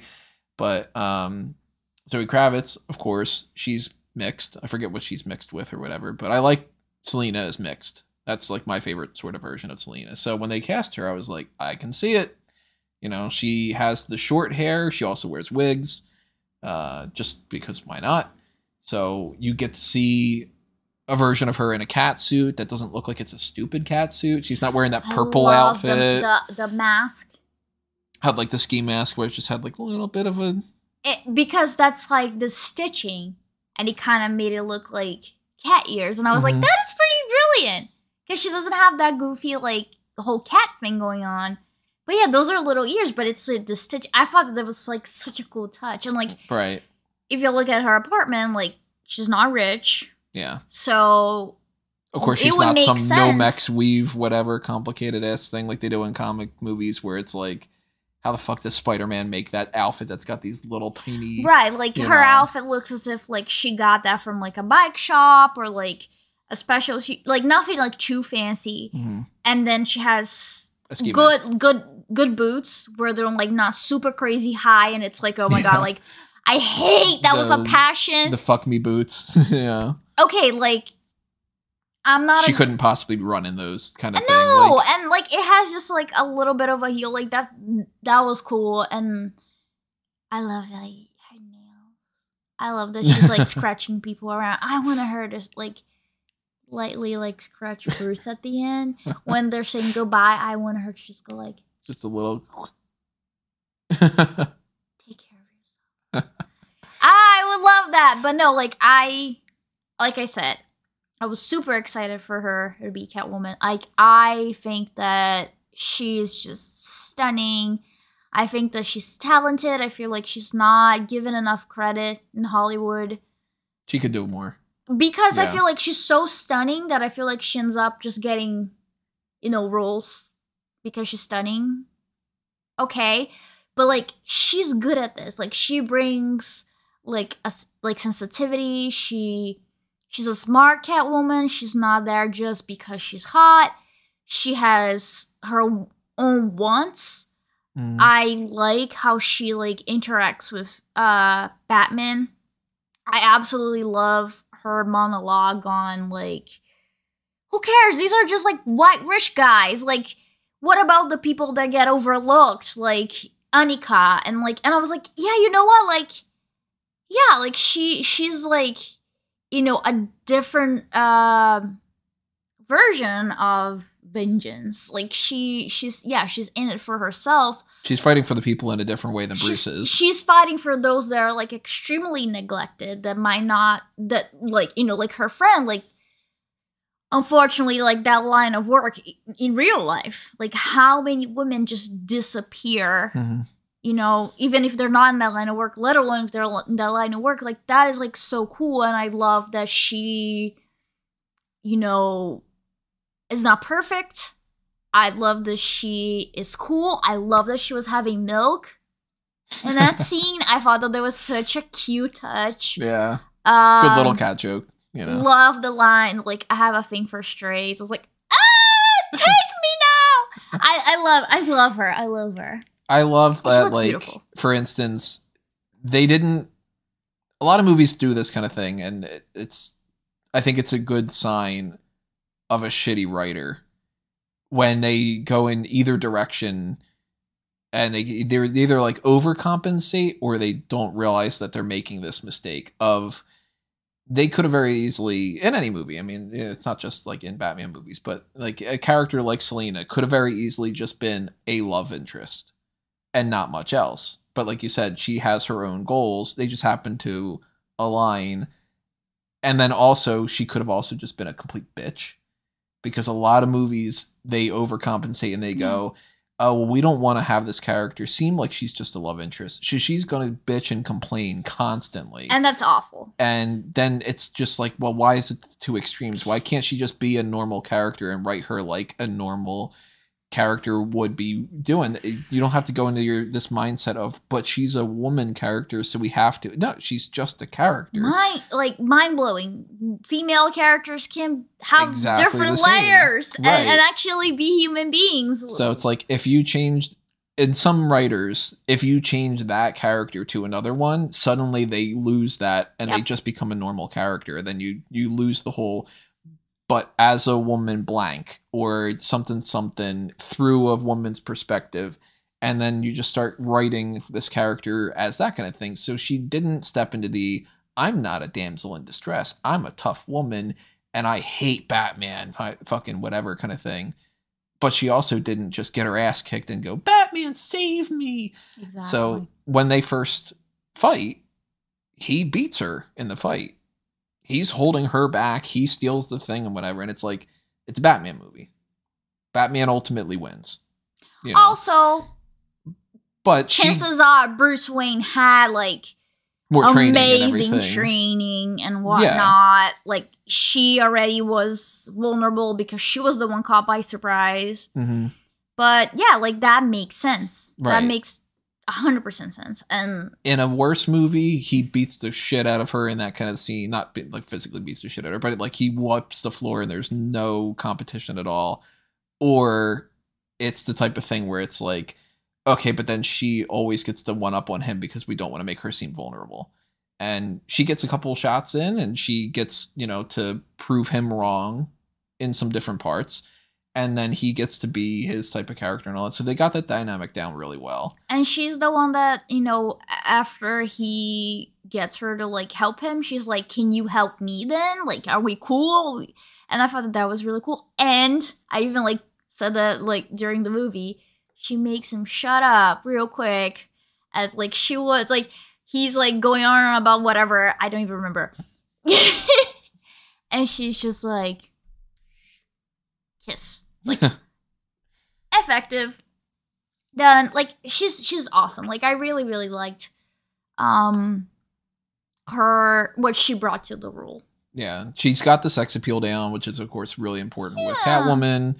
We talked about the look and everything. She also got, like, the whole, the way she, like, moves when she's, like, in the club. It's very, like, cat-like. I really love that. Yeah. She has that going on for her. She's got the right type of edge where, Selena should be a little bit like, sometimes she can maybe scratch you kind of thing. Like, that's what makes Selena fun. Like, she's way better of a character than... That's why I really want her to scratch him at the end. I was begging for it. Just a light scratch.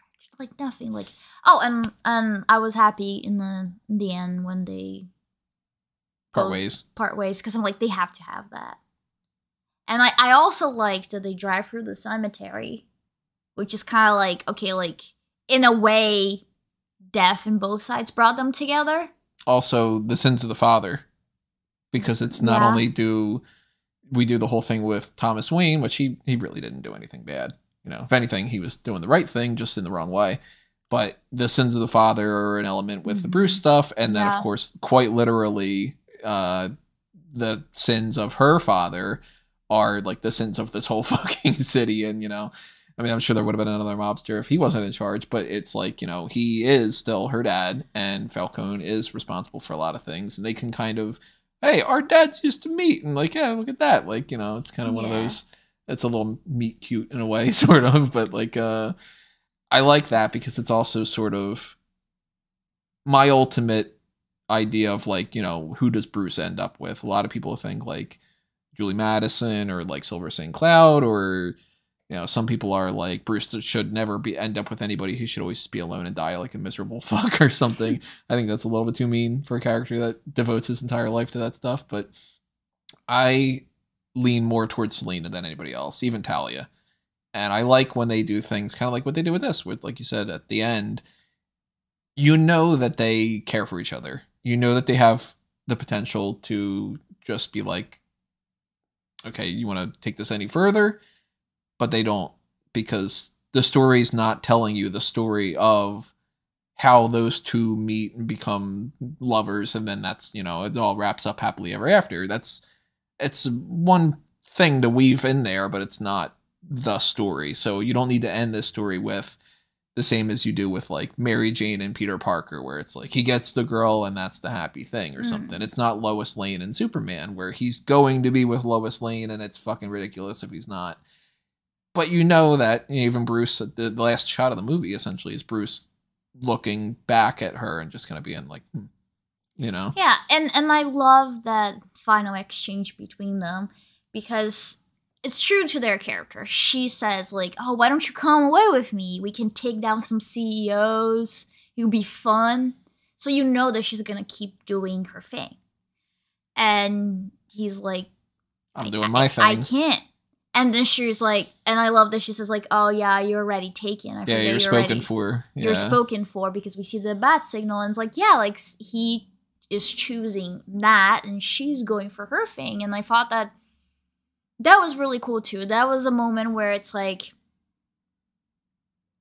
you know, these two characters are gonna decide what they want, what's best for them, and it's not just gonna be one of those movies where it's like, especially the woman will give stick up around what and she do what he wants to do, and then and I absolutely hate that. So like, he takes her kitty with her.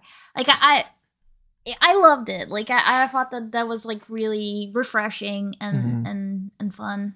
And it leaves it open too, because you know if they want to do another one of these movies, you know they can cross paths again. Then she can just come back and be like, yeah, "What's up, bitches? I'm back." You know, that kind of thing. All the water go away. You know, like yeah. Especially because cats don't like water, so she leaves the town. Look at that. It's not true. Some kittens love water. But that, you know, Selena, really, really good. Major hit in the movie. One of my favorite characters by far. We're talking some of the favorite characters. Riddler. Yes. So Riddler is not at all, if you look at Riddler in this movie and you just see a still image of that, that's not at all what Riddler is to me. But this version of Riddler is really cool. And despite the fact that he's not wearing a suit and being a little bit more, like, again, like my ideal, it doesn't apply in all scenarios, but my ideal Riddler is a little more showy, but not Jim Carrey showy. He's not, Jim Carrey was playing the Joker. He was playing the Joker in a leotard. But I like the Riddler to be more like, I'm going to put my face out there and I'm going to be like, I'm Edward Nygma. Like, I'm fucking brilliant. Why doesn't everybody just admit it?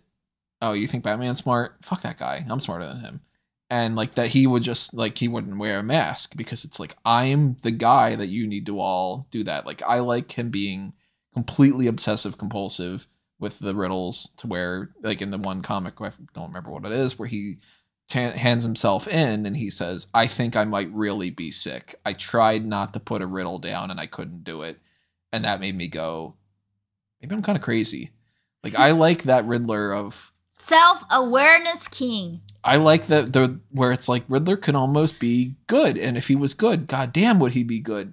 But he's just like, well, gear's wrong. So he's fucking awful, you know, like. And when they said that they were going to do like a Zodiac killer thing, I'm like, oh, that sounds kind of cool. And then I saw pictures and I'm like, this looks stupid as shit. This looks awful. But in the movie, it really works. Now, the downside to it, we're going to get so many fucking people cosplaying as this character to the point where that's expected. But it's going to be bad versions of it because they're going to take like, when you see like the ugly Harley Quinn chicks that are just kind of like, you know, I dyed this part of my hair and, you know, I shouldn't be a Harley Quinn, or you get like a baby shit Blade from New York Comic Con or something. It's a story for another day. You should cosplay however you like. It's fine. Some people should be the commissioner. Some people should be that guy. Yeah, sure, but I feel like I would rather have a bunch of people cosplaying as the Riddler in this than having the couples be Harley and Joker. Because I feel like that's overplayed, yeah.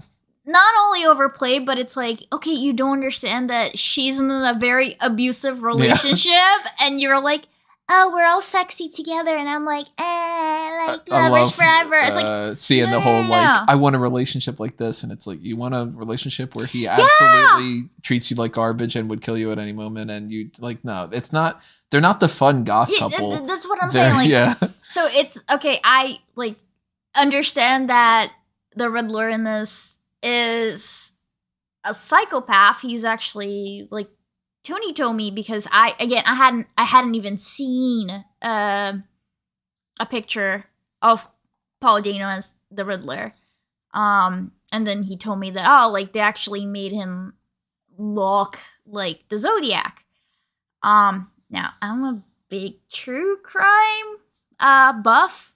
If I could turn the camera around and you see the bookcase that's like next to us, it's just, like gory stuff and true crime stuff. Like I devour podcasts and books. So when he told me that, I was like, ooh, that's really interesting. That's a good way to interpret it, because it's something different too. It's not it just is something different. Frank Gorshin again or something. It's not just like visually, and because the way he uses the symbols, definitely the Zodiac, but they also took other things from other famous serial killers, which I thought was like really, really refreshing.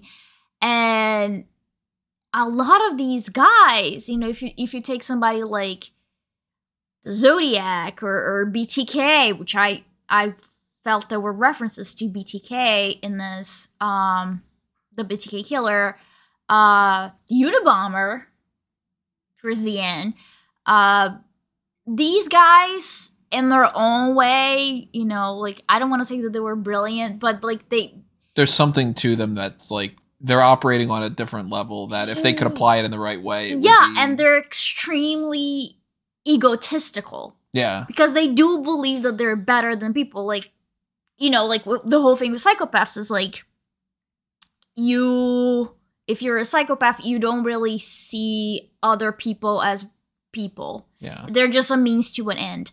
And I loved that they did all that, plus bring the whole live stream thing into, because and he gets his army of insults. I know, and I thought that was brilliant too. And I absolutely loved the little big touch where when he's talking to the media and he's talking on the phone, you have the voice masked, right? And that's like deep, like distorted, like very creepy voice. What is the price for your blind eye? I'm fucking tough. When he's talking to his incel friends, it's just like, hey guys, thanks for so much. This might be my last video for a while. And I'm like, this is so brilliant, because it's like, yes, this is, if this character, and I mean, unfortunately, like, we have way too many real examples. life. Yeah, we have real life examples of this,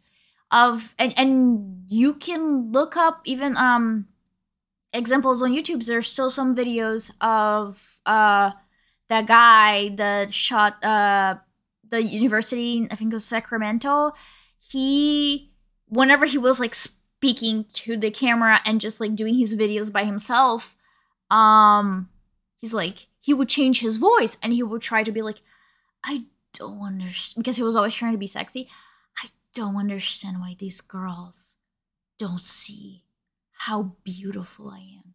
And there's a point in the video where somebody like honks at him and he just goes literally like this. I don't understand. Oh, sorry. And it's like, yes, because like that's perfect. So like, and the fact that he even has that line of like, the mask allow me to be myself.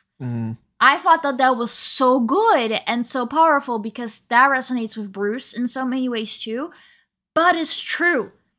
And you can test it out. Like, if you put a mask on, it's almost like your inhibitions go away, because that's the removal of your own identity. So that was so brilliant. And I absolutely love, I feel like Paul Dano was like 100% the right choice for this. He always looks like he's like 13, 14. And so creepy. The only thing that I was like a little annoyed about as an eyewear user, wearer was the like, his glasses don't fuck up. He's wearing that mask and they're not fucking up. And yeah, I mean, with COVID, we anytime we put our glasses on, we have, unless we have the thing like super tight right there or something, it's a daily struggle. It's a daily struggle for me because I always have my glasses on. But I thought that was even a funny touch too. Is that like he's wearing this mask and he's trying to look all cool, and he's got these glasses sticking out from there because it's like he still can't, because he's not cool. He's not cool. Like, he says that he's not the physical type. Yeah, he specifically brings out like Bruce could go beat people up because I can't do shit. I'm just this little fucking meek whatever. Which when is he true does so kill the mayor in the beginning, I don't know if you noticed this, but when he first like. Okay, first of all, the first shot we see him in the dark, he's just standing that there. you barely see his like person. Mostly just. But the glasses, the reflection of the glasses, that's such a noir moment. Yeah. And I was so excited for it. It's like so good and so creepy that already like establishes like, oh, okay, like I don't want this guy around. But when he does like finally kill the mayor, Mitchell or whatever. You can tell he's like not used to killing people. He's a bit frantic about it. He's grunting. He's kind of like struggling a little bit. Lunges weird, like. Yeah, like I even wonder if him dropping the weapon was something he planned, and I like that they kind of leave that like as like a maybe that was an accident. Or maybe he planned it, but like I like to think it was an accident because this guy is probably not used to doing this. Right. Like his incel friends. Like his friends shooting the guns, like acting all tough when they first get there. And then you can tell that they're kind of nervous too, but then when Batman appears, they're like, like, yes, because these men would be like this. They would be all about the talk.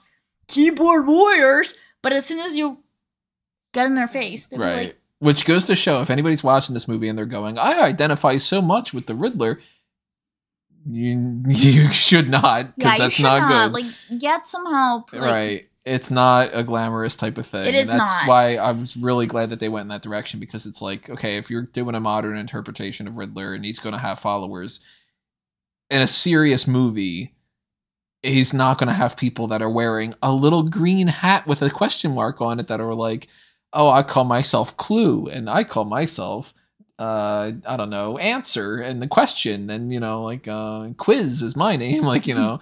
But I didn't catch the other name. They had the two IDs. The one was Edward Nashton, and the other one was some other thing. It looked like Patrick something, and I was like, I don't know who that would be. I don't know if that was like, I thought that they were going to have potentially, when the split second that it happened, I was like, are they going to use the Clue Master name and just kind of merge them or something? But if anybody knows, drop a comment and let me know what that reference was. But like, he pulled that off really well. He, like, the look of him too, when we finally see him, and he looks like he's got this bowl cut. And it's like, okay, this is the type of guy that, like, if you flicked him, he would bruise.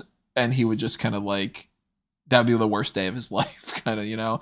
Like, he looks like he's been sheltered and he doesn't know how to take care of himself, and that he would lash out in that kind of way.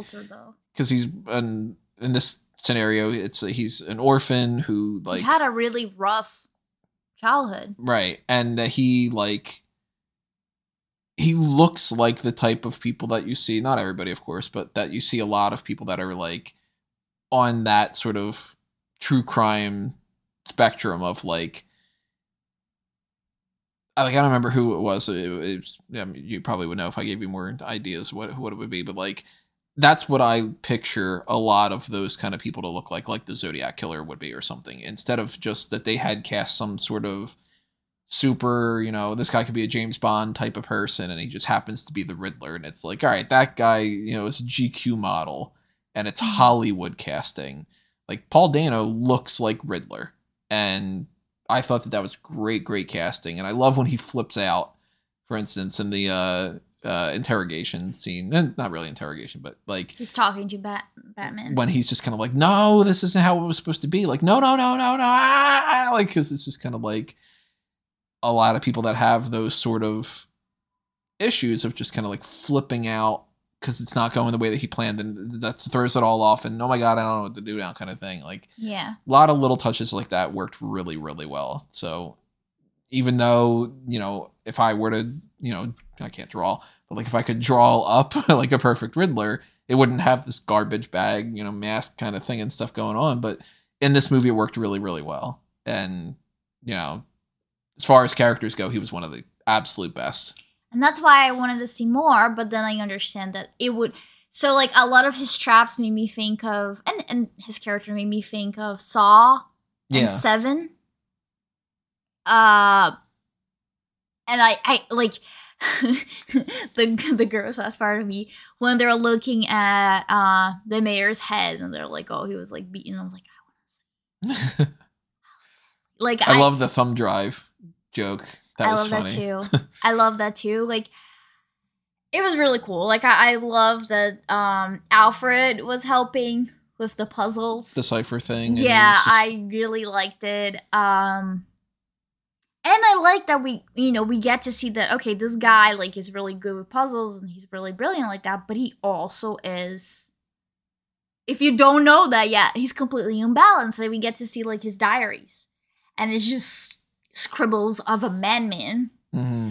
And he, again, like, amazing job. I know that he didn't have, like, a fun time doing this. He said that he had a hard time sleeping while he was playing the role, which I'm guessing he probably, like, did a lot of research on the real life serial killers. Yeah, he was based upon, and like if he did do that, like, yeah, and it's hard not to, because you surround yourself with that negativity, it's gonna weigh you down. Yeah, like, his costume is the Zodiac, even like the symbol with the question mark, that is, like, so evocative of what the Zodiac symbol was. And how can you, like, not, like, and can I say also that the symbolism of him cleaning up Gotham at the end by literally bombing, washing, I was like, that makes sense. Yeah. So for him, and yeah, that's his magnum opus is, and then I wash it all away. Then yeah, I forget the line, but he says something about, like, they'll remember me forever, because it's like in his mind he's the Riddler who did this big grand sweeping change, and that's the renewal thing and whatever. I thought it was good too. That was the Gotham Renewal Project, and Bruce is writing his little diary thing, and it's the Gotham Project or whatever, and it's like, all these diaries. Everybody's just journal entry, whatever, that kind of thing. Yeah. But we haven't talked about the Batman. Yeah. And we're not going to. Make sure you subscribe. And but before we get into that, let's talk about some of the other elements that we didn't get into. Let's hold that for the end. We talked music. Mm-hmm. There's that part where they do I think it's a 9 Inch Nails song. It was on the trailer. Nirvana? Is that what it was? I'm pretty sure. I don't know my music. Goes, like, so well with the vibes. Lots of rain, so that's very like Seattle and gritty, grungy. Yeah, but like we already mentioned the bum bum bum bum. So, like, to me, a little bit disappointing for Michael Giacchino. He's done a better job elsewhere. I liked it, but it goes with the vibe. Of course, the set decoration and all the production design and stuff. That's stuff that you could talk way more about because you know more about. Obviously you're more special effects and everything, but still you have much more appreciation of any kind of art than I do. But I liked the vibe. It felt like Gotham. Mm-hmm. It didn't feel like it was too sanitized or a little too, like, over the top. Like, I mean, the Joel Schumacher ones are like, you got this giant skyscraper that Batman's driving up the side of, and it's like, all right, how much neon can you put in this city? But it's got that sort of, it's kind of Chicago-y, but it's not so blatantly Chicago like the Nolan ones, where that was just a little too realistic. I like Gotham to have a little bit more of, like, a comic booky vibe. So I really liked how they did that. Love the whole idea of the Batcave being at a subway station that was deactivated. On the fence. I like caves. Well, you could argue that that's a cave because it's kind of like a tunnel. Not cave enough. Well, I liked it. I thought that was really cool that there was the Wayne station makes sense for Batman to be able to drive back and forth and whatever. But one of my favorite. No, I'm laughing at a bad joke that I just thought of. Oh, go ahead. What is somebody that speaking like a toddler call that station when the train comes in? A Twain station. So that was a bad joke. Hit the like button if you want more of these. So as we were saying. That's my daily life. Isn't it great? See, you were asking before, like, how did you get me to marry you? Well, I know how I got you to marry me by jokes like that. Oh, really? Yeah. Okay. Maybe I lost my train of thought again. What was I saying? The train of thought. Talk about the train station. Oh, yeah. I thought that was really cool. I loved how they showed the city. I loved how gross it was. I absolutely loved the Wayne Mansion. I know we even joked that you said like, "Oh, you like love this, right?" And I'm like, "Yes, I do," but not for so much the reason you think. So, like, I really like that it's fashioned as a Gothic church, and obviously, like, Gothic goes with the whole Batman vibe. But it also felt like I'm trying to like not be like too like technical, but the way the walls are, if you pay attention, they're very detailed, and there's a lot of like nooks and crannies and a lot of like elevations and depression. So not only that creates more shadow, which is what we like for noir movies, but it also creates a feeling of just almost like a claustrophobia. And to me, that kind of made me feel like, oh, this is like Bruce's tomb in a way. So he's trapped there. He doesn't want to be Bruce Wayne. Like we're gonna get more into that, but like clearly that house for him is not a happy place. It's a mausoleum. Kinda. It is a mausoleum. Yeah, exactly. So like it feels like almost as if that's a place of a place where it's all about like his parents' memory in a way. Like a very like church-like place where you can really be comfortable because it has kind of like that feeling of like opulence. Like Gothic churches are very like, you can't miss them. They're not simple buildings. They're very like there's a weight to it.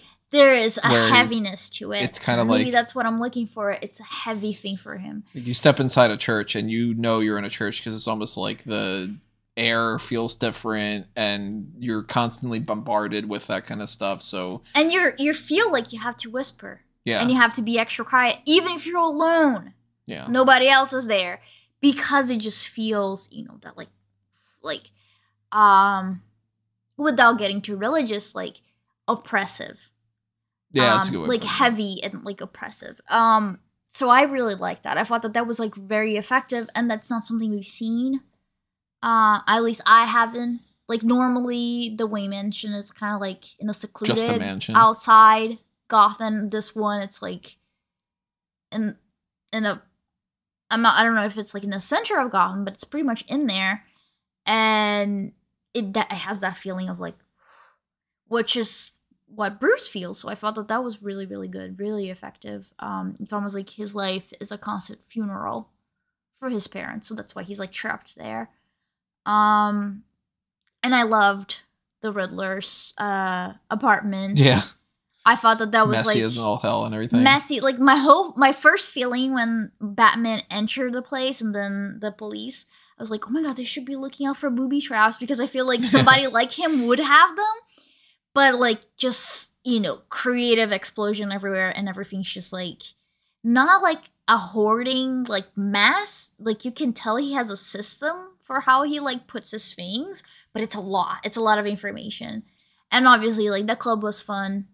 Yeah. They did a good job with that, so yeah, those kind of elements, like if any of them don't work, the movie has something wrong with it. Just the same as anything else. You know, if visual effects look like shit, a movie is going to look bad, which whatever visual effects they used in this one, I couldn't tell. So that's the benchmark of that. You know, it's obviously people aren't doing the actual stunts the same way, but you don't know which things are practical, which things are special effects.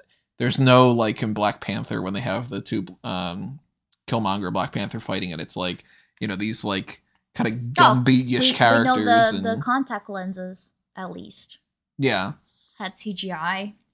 Yeah, so like even little bits like that were good because it's like, why wouldn't Bruce be wearing something like that where he could record things and look back in, and then they pull that off and that works. Oh, we should talk about the Batmobile. Don't like the Batmobile. I didn't like the design. I like that it failed to start at that one part. Oh yeah. I thought that was really brilliant. Yeah, because it's just a car. It's just a car. He's still working on it. Yeah. And I absolutely love that he failed. At that, like, I didn't care for the design either, but I like that he failed so much.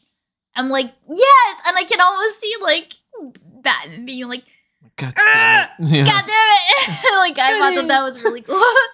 Yeah, I of course he's year 2, so they're doing the whole thing where like we don't want to do year 1 because everybody's known that whole story before, so we don't need to do show the pearls fall, and we need to, which to me as a Batman fan, I could watch it 100 times. It's totally fine, but I get it.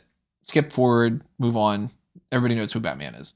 And, you know, but they want to make him to where he still has room to grow instead of making him Bat God of I've got every gadget that can do every single thing and I know exactly what I'm doing and I can fight everybody and I'll always win every fight. Because there's nothing interesting to that unless you've got like Bat God version against people like Brainiac. And then it becomes, okay, well, you level up with that kind of thing. He's fighting street level kind of people right now, so of course he's like that.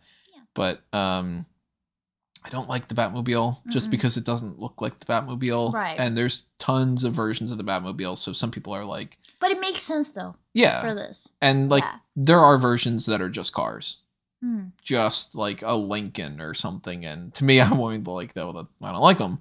So when you do that version of it, there's some portion of people out there that are like, oh, I love that they did that because it's like the old timey thing. And I'm like, no, I like my Batmobile being kind of more like what we got with the Ben Affleck one. Like it looks like it's a fucking tank, but it's not as bulky as the Tumbler because the Tumbler was just sort of like, I mean, they even showed you like somebody made a clay model and they were like, I don't know, there you go. It's a car. It's a rock. I'm like, I don't like that kind of thing as much. But for this, you know, okay, if they do another Batman movie, I don't want the same car. I want him to make it an actual Batmobile because by then it should be at least 2.5 years, 3 years, 4 years, whatever they want to timetable it. Give me a real Batmobile. And same with the Batcar. The Batcycle. Like, make it a little bit more Batman-ish. I think it's fine. Just has a motorcycle, but you know, I'm glad he didn't have like the plane in this one because that would have been like, where the fuck's this plane coming from? You know, that would have been too much of a step in that direction. Or the Bat boat or the Bat, you know, whatever the fuck you want to call it or something. He doesn't need to have shark repellent. He's just, you know, but I don't like the suit having the things on the side that are the Court of Owls thing and them not mentioning the Court of Owls because they could have done something with that. If you want to do the whole thing with the Elite and the people in the shadows, that would have been cool. You want too much, though. But if there's like, if they decide to add something that's not a Batman thing to him, and it's like, because that the gauntlet, I think gauntlet would probably be the right word, but there's little like straps in it, the little, little pointy things. That's what Talon has.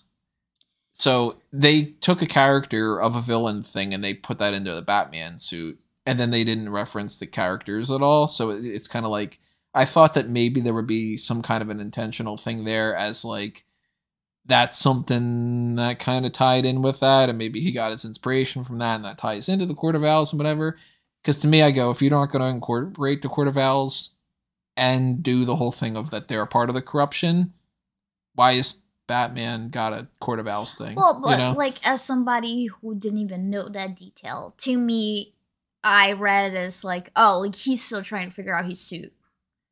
Yeah. Because that looked like it wasn't like completely done.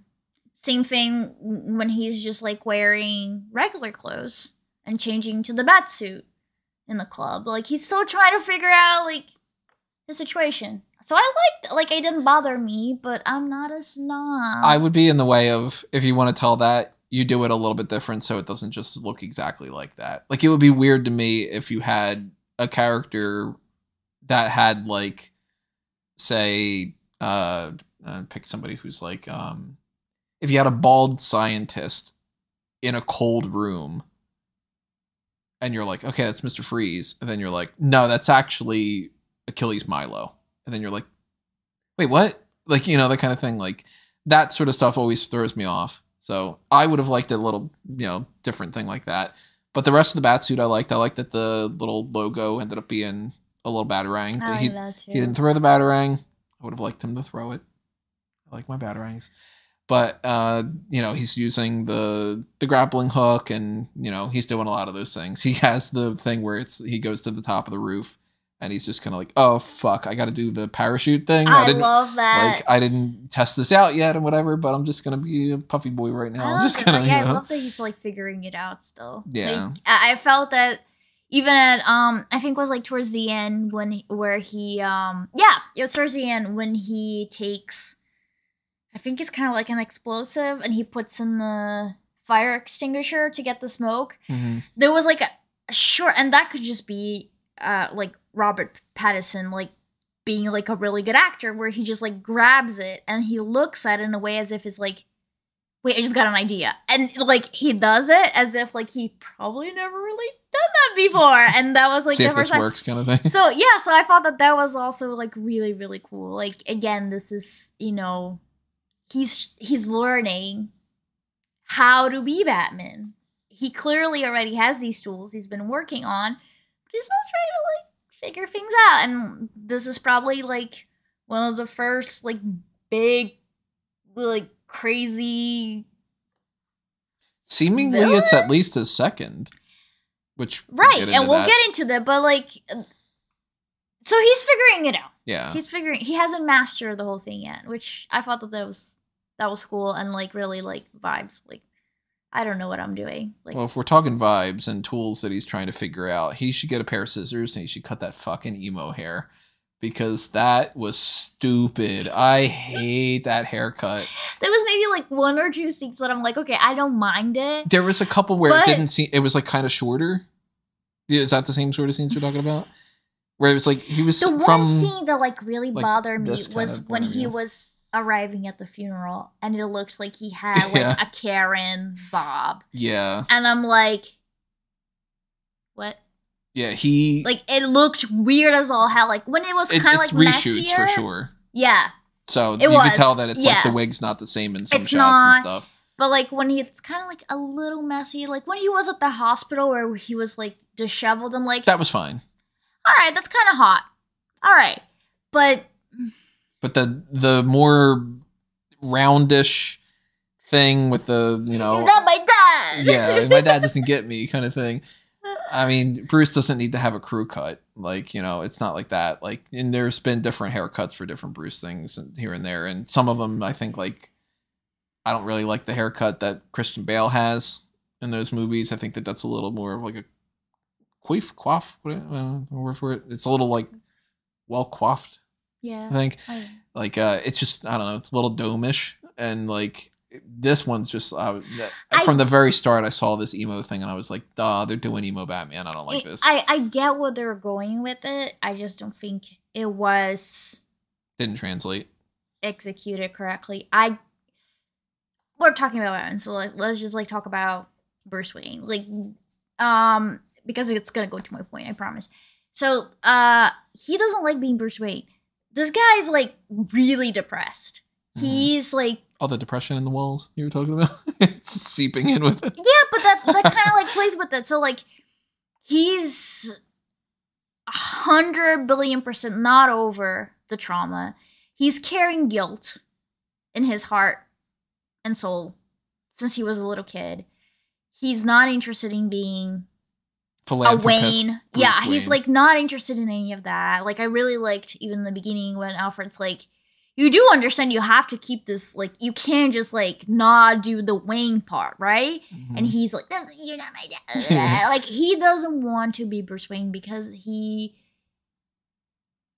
don't think he knows who he is as Bruce Wayne. And I think that he's just, like, so depressed and traumatized that there's always good quotes of things like, I haven't been a kid since I was 8. Yeah. And, like, you know, like, Bruce Wayne died that night. And, like, Andrea Letamendi, for anybody who follows the Gotham, or the Arkham Stories, I think, podcast, it's a psychologist or psychiatrist. Mm-hmm. I forget exactly the distinction, but she breaks down all the time. Like, there's Bruce, and then there's billionaire Bruce Wayne, public figure. Yeah. And then there's Batman.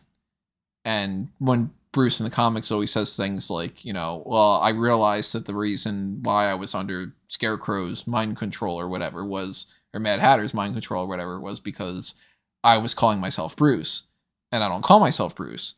And then it's like, well, what do you call yourself? And it's like, oh, he fucking calls himself Batman. Like, because he's not Bruce, he's Batman. Yeah. So emo-ish Bruce is not caring about his appearance to he's look not. like that. So, like, he probably hasn't had a haircut in a while, which makes sense. Like, even when he's wearing a suit, the way that his body is, and the suit doesn't, like, really super fit him, I'm like, that's actually, like, a really good touch, because, like, this is a man who he's just, like, hasn't been going out, like, he doesn't have a social life, he's not interested, he's depressed.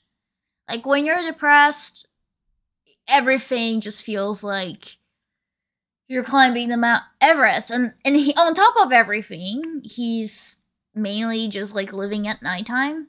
Yeah, he even says, like, I've become a nocturnal animal or something. Right, like, I get it. Yeah, but, like, he's really depressed, and he's not into that, so he's probably not having a haircut. Like, you can tell that he's, like, really uncomfortable when he's at the funeral, which, like, yeah, like, you're gonna be uncomfortable in a funeral, obviously, but, like, that's not, you know, if you even compare to, like, Christian Bale when he's at that party. And he's hamming up the act and being drunk Bruce Wayne for all the people. Yeah, and like, this is not that Bruce at all. And I thought that it was really cool when they were showing in the beginning his diary that is supposed to be observations of Gotham. One of the things that the camera focuses in is that he says that he needs to push himself. So clearly, like, not only he still doesn't know how to be Batman, but he's just, like, in a really, like, unhappy place. So that's why I think the haircut was really bad. It's probably because he hasn't had one in a while. But I would have been okay with them just being like, okay, but he still gets a haircut. You know, like, at the very least, he gets a better haircut, because I was just like, I'm not feeling it. Oh my god, the funeral wig. Yeah. A whole dimension. A whole dimension. Yeah. So I hope that in the next one, if they do it, kind of the way that, like, you've seen the Da Vinci Club, right? Or Da Vinci Club, Da Vinci Code. Yeah. That's a new movie the Da Vinci Club. Where all the, you know, all these puzzles lead to just this nightclub, and everybody's just like, you know, everybody named Sven. But Da Vinci Code, where Tom Hanks has that awful fucking haircut. Yeah. And that was one of the major takeaways people had of the movie. They're like, that's a good movie. Fucking awful haircut. Good movie, though. Great soundtrack, Hans Zimmer. And, like, you know, by the second movie, they're like, all right, let's fix that fucking hair. I hope that by this one, and you could work with it in the story, too, because he ends the movie saying, I have to be something different, and I have to, like, put on a better, not a better show, but, like, I have to be a better example of an icon that Gotham can look up to and whatever. So he knows about his dad now, too, so... Yeah, there's less of a burden on him in that kind of regard. So now he can get his fucking haircut, and he can, you know, not have to deal with that burden of the dangly bangs that are just, you know. One can hope. I hope so, yeah. But he's good. He's nowhere near my favorite Batman. No, not mine, but I feel like he did a good job. Yeah, I mean, when people first heard about the casting, and they were like, oh, stupid Twilight guy. I never seen Twilight, but... I never seen it either. An actor can play more than one character, and I don't know why people don't. And, like, I feel like people don't... they don't put it themselves in Robert Pattinson's shoes, where he was like offered this massive deal as like, you know, just kind of like starting out his career. Like, who wouldn't take it? Right. For like a role that like doesn't really like ask much, because like for what I've seen, like it's not a very emotionally draining role. But like I did not see Twilight. I did see that Netflix movie. Oh man, it's The Devil Everywhere. Oh my god, it's The Devil All the Time. And like Devil Wears Prada? Like, no, The Devil All the Time. That's something that you need to watch. That Tom Holland one? Yeah, like he's brilliant in it. That's the crossover with Spider-Man Batman. And what were we talking about? I'm not gonna spoil for anyone, but that was like maybe like one of the first movies I saw with him, and I was like, oh, okay, like yeah, like I could be like, I don't know, Kate Blanchett, and in the beginning of my career, if somebody offered me to be in Twilight, I would. Like, who wouldn't? Mm-hmm.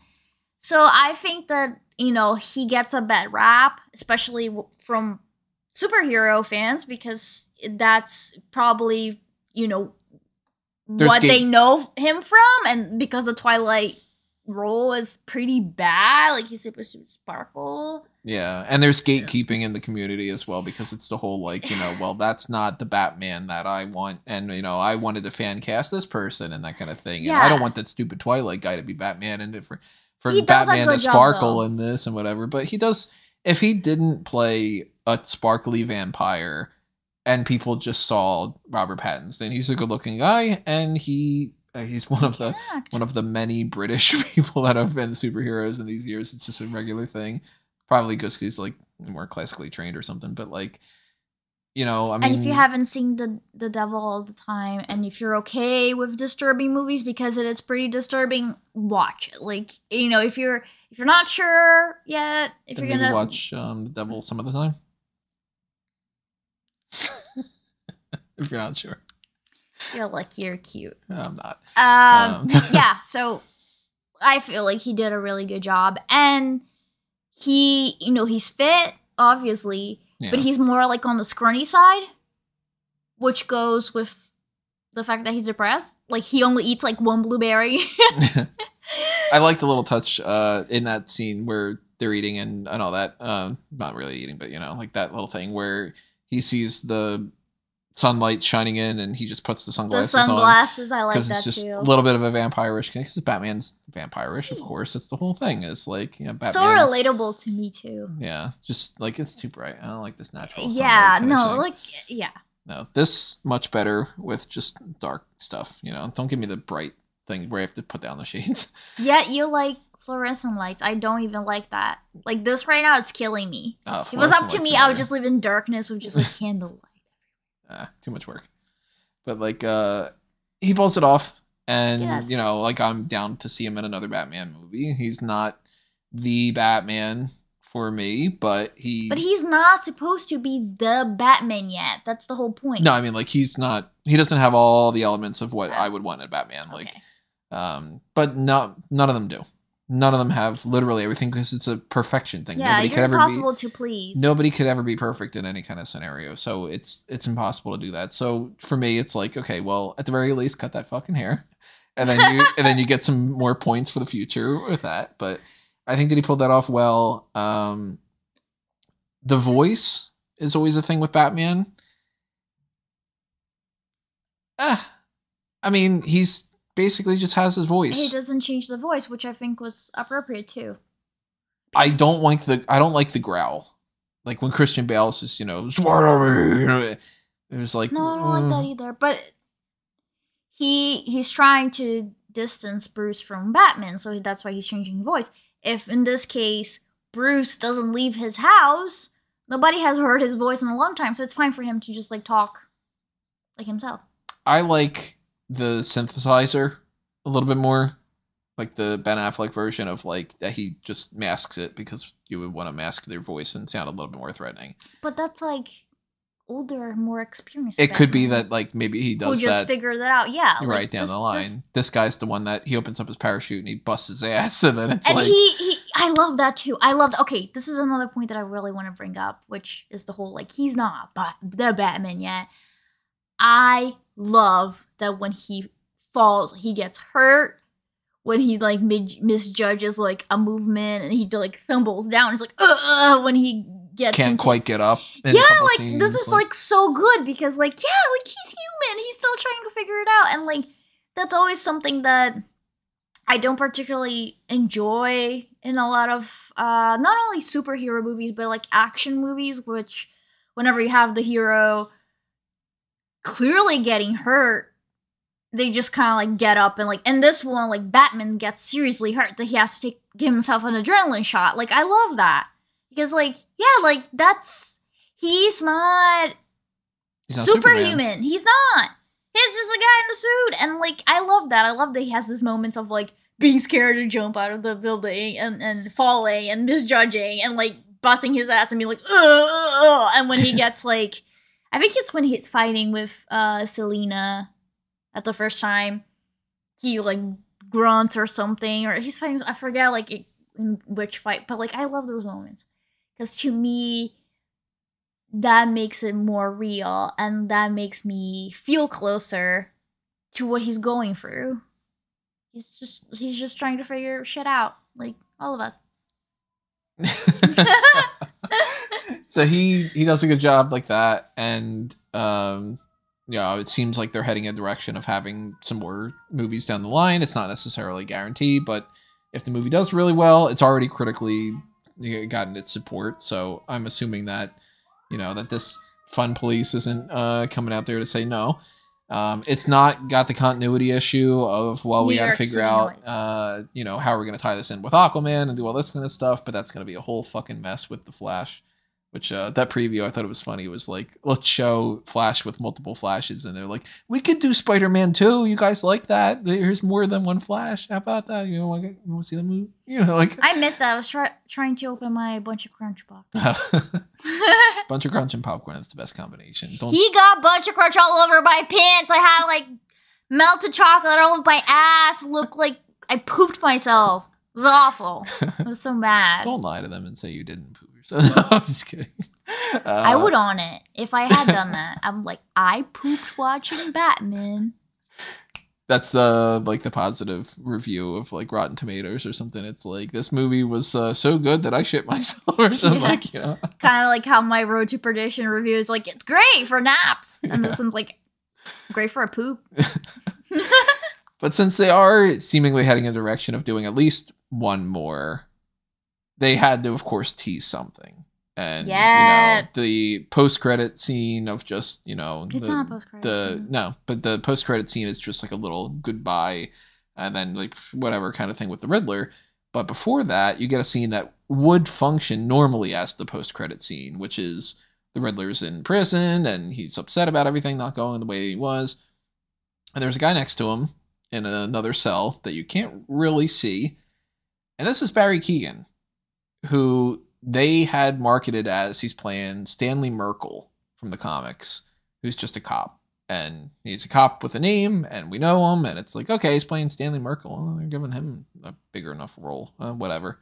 There's officer this and officer that, and you could have, the two different ones become Spectre, and you've got this guy and whatever. So Stanley Merkel, okay, Arnold Flass, throw out any names.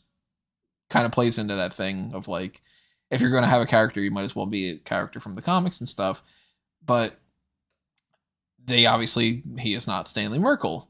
Instead, he is seemingly scarred.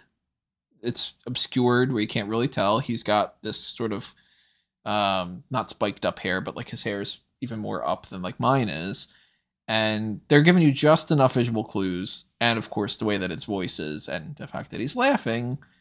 And he talks about being a clown. Yeah, they're going to make you a clown or something. And there's worse things to be than a clown or something.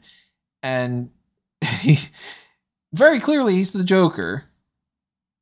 Or they're just going in a direction of like, how fucking ridiculous is it that this character is not the Joker when it's so obvious, whatever. And then you hear this person. And then this guy behind me is like, oh, that's Two-Face. Yeah. Sir. Yeah. This is the Wendy's. Same as like what I said earlier. If you get a bald guy who's wearing like a mechanical suit and he's shooting out ice beam, and somebody just goes like, "Oh, look at Kite Man!" Like, you know, it's kind of what made me laugh was that this was right after the clown line, right? Which, like, if you hadn't guessed that that's the Joker, you know, obviously by the time that he laughs, like, you should be like, "Oh yeah, yes." But this was right after the clown, which is like seals the deal. Mm-hmm. And those guys like, "This Two-Face." Yeah. And he's like telling his girlfriend that, I guess, to impress her. Like, oh. Hopefully she's not just kind of like, "Oh, really? Wow." I didn't hear anything from her, so, or his friend, I don't know. But he was telling somebody, but he was like being so sure of it. Yeah. And then after the review, I feel like, I don't know if he was still believing that was Two-Face or not, but I didn't hear anything else. I'm like, are you quiet because you're embarrassed, or you're quiet because of like, I was right? Right, yeah. See, the Two-Face, yeah, he's got two faces. Like, you know. I wonder if it was the same guy that like 2 times in the movie just went like, "Bleh," or something, like, you know. No, the guy with the deeper voice, no, that wasn't him, no. Some guy found like a couple moments funny that like nobody else really laughed at, and he was just like, "Meh," or something. Like, but so they're teasing the idea that there's Joker and that he already captured Joker, which is kind of weird that they would go in that direction and not tell the Joker thing and cast somebody that's big enough that you wouldn't cast them to just have, you can't even see him even more than like, you know, like, a little bit like of his this nose. much kind of is like still too much more than what you could really even see. So to cast somebody like that already without having a second movie in the works, and knowing that you're going with Joker, and knowing that this is the guy you want for the part, because you could write this movie, you know, The Batman 2, or whatever it might be, and you could be writing it halfway through and go, "This isn't the type of Joker that I want to do in this movie." And then you have to change it all up. And, you know, I mean, there's crazier things that have happened. Mm-hmm. You know, Don Cheadle pops up and he's like, "Yeah, I'm not Terrence Howard, let's move on," kind of thing. But, like, the Joker, of course, is the type of character that you want to tease if you're going to tease anything like that. And when we were walking around Times Square a couple weeks ago, or a week and a half ago, there was one where we saw Aladdin. Yeah. I overheard somebody, they were looking up at the posters that were up in there, and somebody literally said, "Any Batman movie that doesn't have the Joker doesn't have my support." And of course it's like, well, you know, is that the only thing that's good? You know, Batman, Bruce Wayne's my favorite character in anything, period. Not even my favorite superhero character, just my favorite fictional character of all time. And Joker is my favorite villain of all time. But I was really excited to see that it was a Riddler movie, because Riddler's awesome. Yeah. And if somebody were to do a movie that was all about, I don't know, they wouldn't do a movie about like some of these super lesser, nobody's going to make the Birthday Boy movie. But like, if you could do a movie that would be dedicated to like a Clayface, I'd be like, oh, okay, sounds kind of cool. I don't know how they're going to do it, but cool. I'm down for it.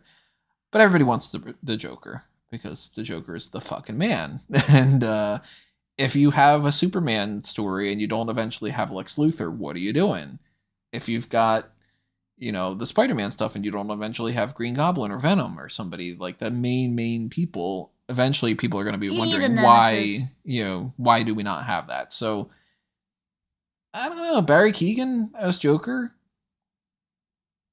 We were proven wrong. Heath Ledger proved me wrong for that. Yeah, the first thing I thought was the fucking guy from A Knight's Tale is going to be the Joker. This is ridiculous. And then the first time they showed the test footage or whatever, I was just like, "This, okay, Nolan's ruining the Joker here," and then it ended up being great. So, Tom Cruise for Lestat in Review of the Vampire. Like, not even Anne Rice, the author, wanted him to play because her idea of him was like, "Oh, that guy from Legend." Pretty boy. Like, I feel like sometimes when there's like these expectations, especially for a well-known loved character, I feel like that's when a good actor really, and I say good actor because Jared Leto sucked. Jared Leto was so close to what could have been good, and then they said, "But how about?" And then they just fucked it all up. But I also feel like that's Jared Leto. I also feel like with him, there's always a sense of like egomania that just like messes up his roles. So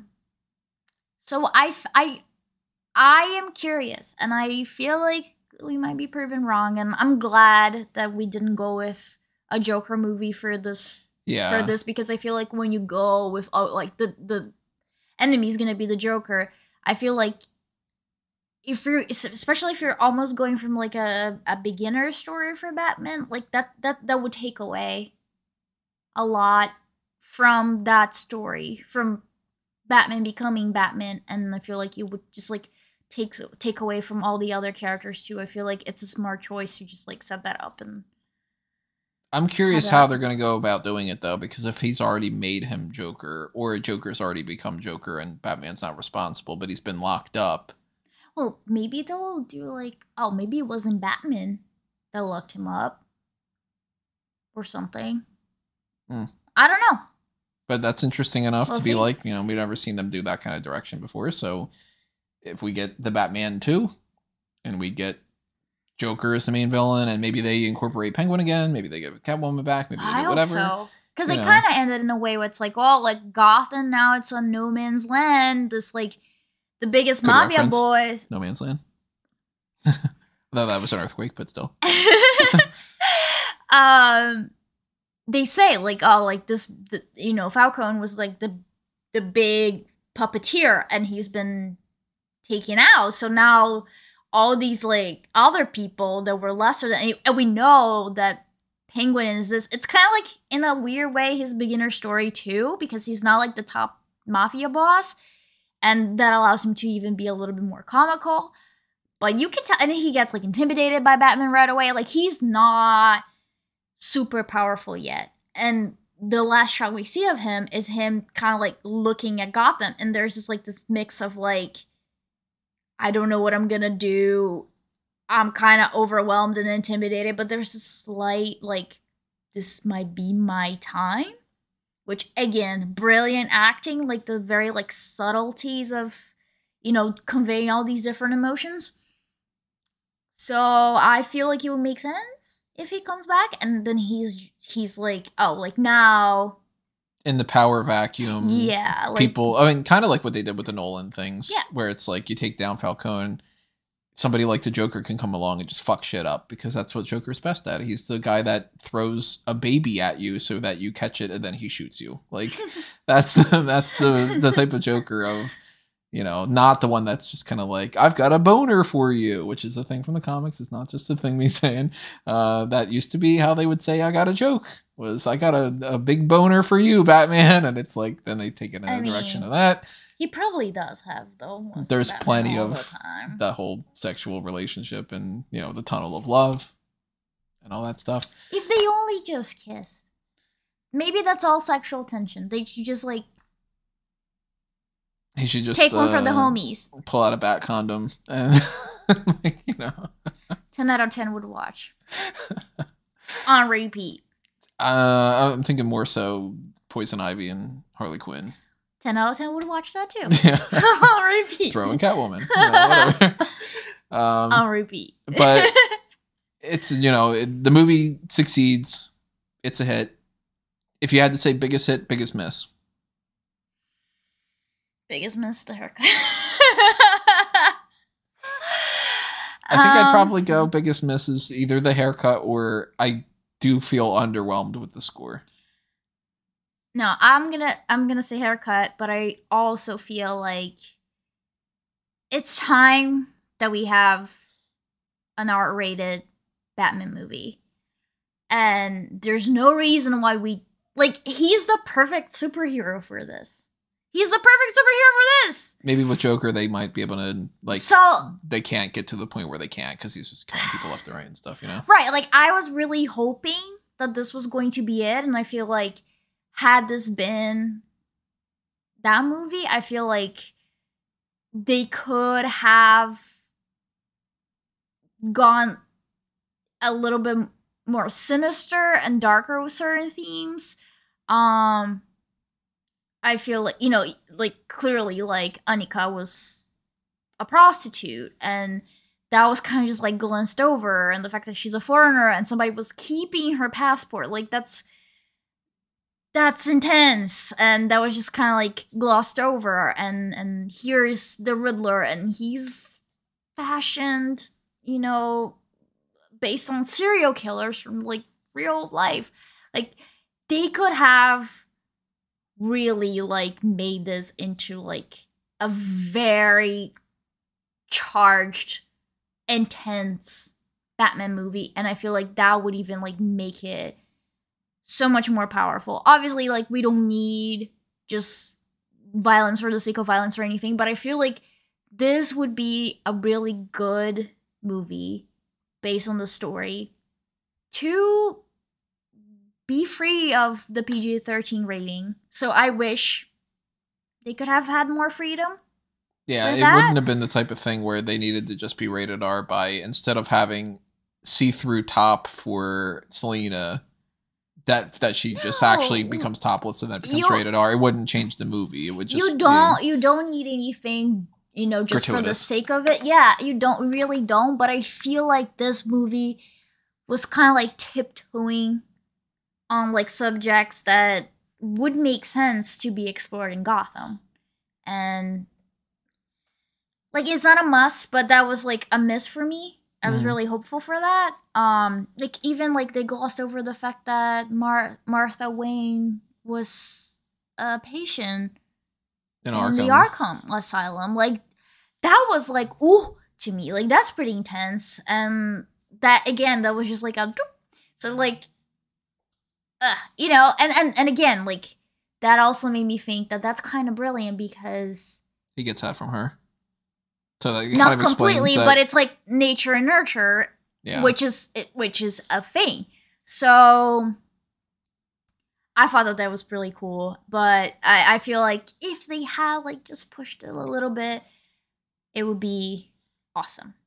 And biggest hit for me, God, that's gonna be a toss up between the acting, and the mood, the vibes of it, because I feel like where the mood and the vibes were very like dark and noir, and like I love it. I love give me a movie at night that rains a lot and it's like city that's like dirty and neon lights.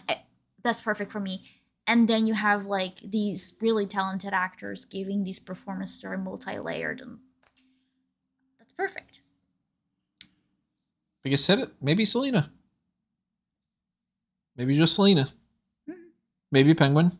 I don't know. I'm leaning more towards Selena, but I think it's a movie that maybe on a rewatch that might sway even more one way or another. I might pick up on some little things that I didn't get or something. Yeah. But I also feel like this is a movie that doesn't lend itself to rewatches a whole lot because it is a longer movie and it is kind of you got to be in the mood for it. You can't just like throw it on sort of thing. True. So I don't know how many times that I like. The amount of times that I saw Tim Burton's Batman as a kid was just, you know, you do that and Batman Returns over and over again and whatever. But those are more comical, fun kind of movies. This is dark and dour and heavier and, you know, that kind of way. So I think this is going to be one that I just pop on at any moment. But thumbs up. Good movie. Yes. And I don't know how it's going to rank at the end of the year for me as far as like, you know, I don't think that this is a movie that we can do a campaign of like this should be nominated for Best Picture. It might get a nomination for some stuff, special effects, like makeup. Like that was really, really good. That was really, really impressive. I could see that being the case. I could see there being things for like production design and, you know, different things like that. And of course, the Oscars this year are all going to be a mess. Like I hope that at least maybe Colin Farrell gets like a nod. If anybody were to stand out, it would be him. Because he really like. It's not Colin Farrell. Like, you know. It really isn't. And I even told Tony like, can we just rewatch The Sopranos because I'm like such in a mood now. The way like he just brought that up is so good. Yeah. So overall, even though I am not as excited about it as I was hoping to be. And there's been plenty of other movies and, you know, even the past, you know, few years or so that I've walked out feeling more pumped about, including, and I know it's going to sound blasphemous, Batman v Superman. The ultimate cut of that, I think, is a superior movie to this. But as a standalone and for a new start of another Batman series and all that, like, yeah, give me more. Like, Batman's fucking great. You know? So, of course, let us know what you have to say. Drop your comments below. Tell us what you liked, what you didn't like. How was the video? This video, you know, do you like the idea of us doing this a little bit more often? Try to do that. Of course, stay tuned for any things that we have in the pipeline that we do with that. And, you know, if you notice like a little bit of like the audio not matching up 100%, that's me with OBS, you know, so if we're like a millisecond off, I'm still trying to figure that out. But, you know, we'll work out the kinks and stuff. If you want to make sure we work out the kinks, donate to the Patreon, because the more money that we have, the more I can get somebody to do this stuff. Then I don't have to figure it out and do the wrong thing 200 times until I sort it out. But whatever the case may be, you know, shoot us a message, or, you know, you follow us on the social medias that we have down there. Check out what's going on. If you like this painting behind you, and, it's not done yet. This side, there you go. This is just like it's in the works. It's just to cover our dining table that is my current workstation, and it's full of hard drives and 2 laptops, and it's ugly. So, But if you did like that, then by all means, creepy_Caroline, commission something. Just saying, CZO Arts. And of course, just give me a follow for. We're gonna say, just give me money. I was gonna say, okay, we'll just bypass the just don't even have me do the work. Just give me the money. Yeah. Or just give me a follow. Let's become Instagram friends. Like, I'm always on Instagram, and I like it. Never on there unless she tags me on something. I'll try to tweet more often here and there. Mostly me complaining about the pro wrestling stuff. So go to Smart Out Moment if you want to find out more information on that. And there's plenty of stuff that I want to do on Fanboys that I just never get the time to do, because it's just the way that, you know, that's the way the cookie crumbles. So hopefully it's a chocolate chip one. And, you know, if you do want to see anything, there's that Pick Your Poison tier. Plenty more. I mean, I could literally do an entire thing just about Batman. If it was just like, okay, every article and every podcast is a different thing about Batman. But then there's Spider-Man, there's Star Wars, there's X-Men, there's video games. And I said to Caroline when we were watching the previews, I was like, it's so weird to say that the Sonic the Hedgehog 2 movie is one of the ones I'm more excited to see, because the first one was pretty good. So, you know, I played plenty of Pokemon, so, you know, plenty of Pokemon stuff in the future too. Fanboys Anonymous is fun, and the more fun stuff we can do, the better. So show your support, hit the like button, share this with anybody you think might be interested in checking it out, spread the word. And then that makes you an awesome person. You want to win some awesome points, right? You get 10 if you do that. 10 awesome points can translate to a lot. So do that, and adios for now. Thanks for joining us. Hopefully you enjoyed it, and we will see you next time, everybody. But for now, it's time for us to geek out.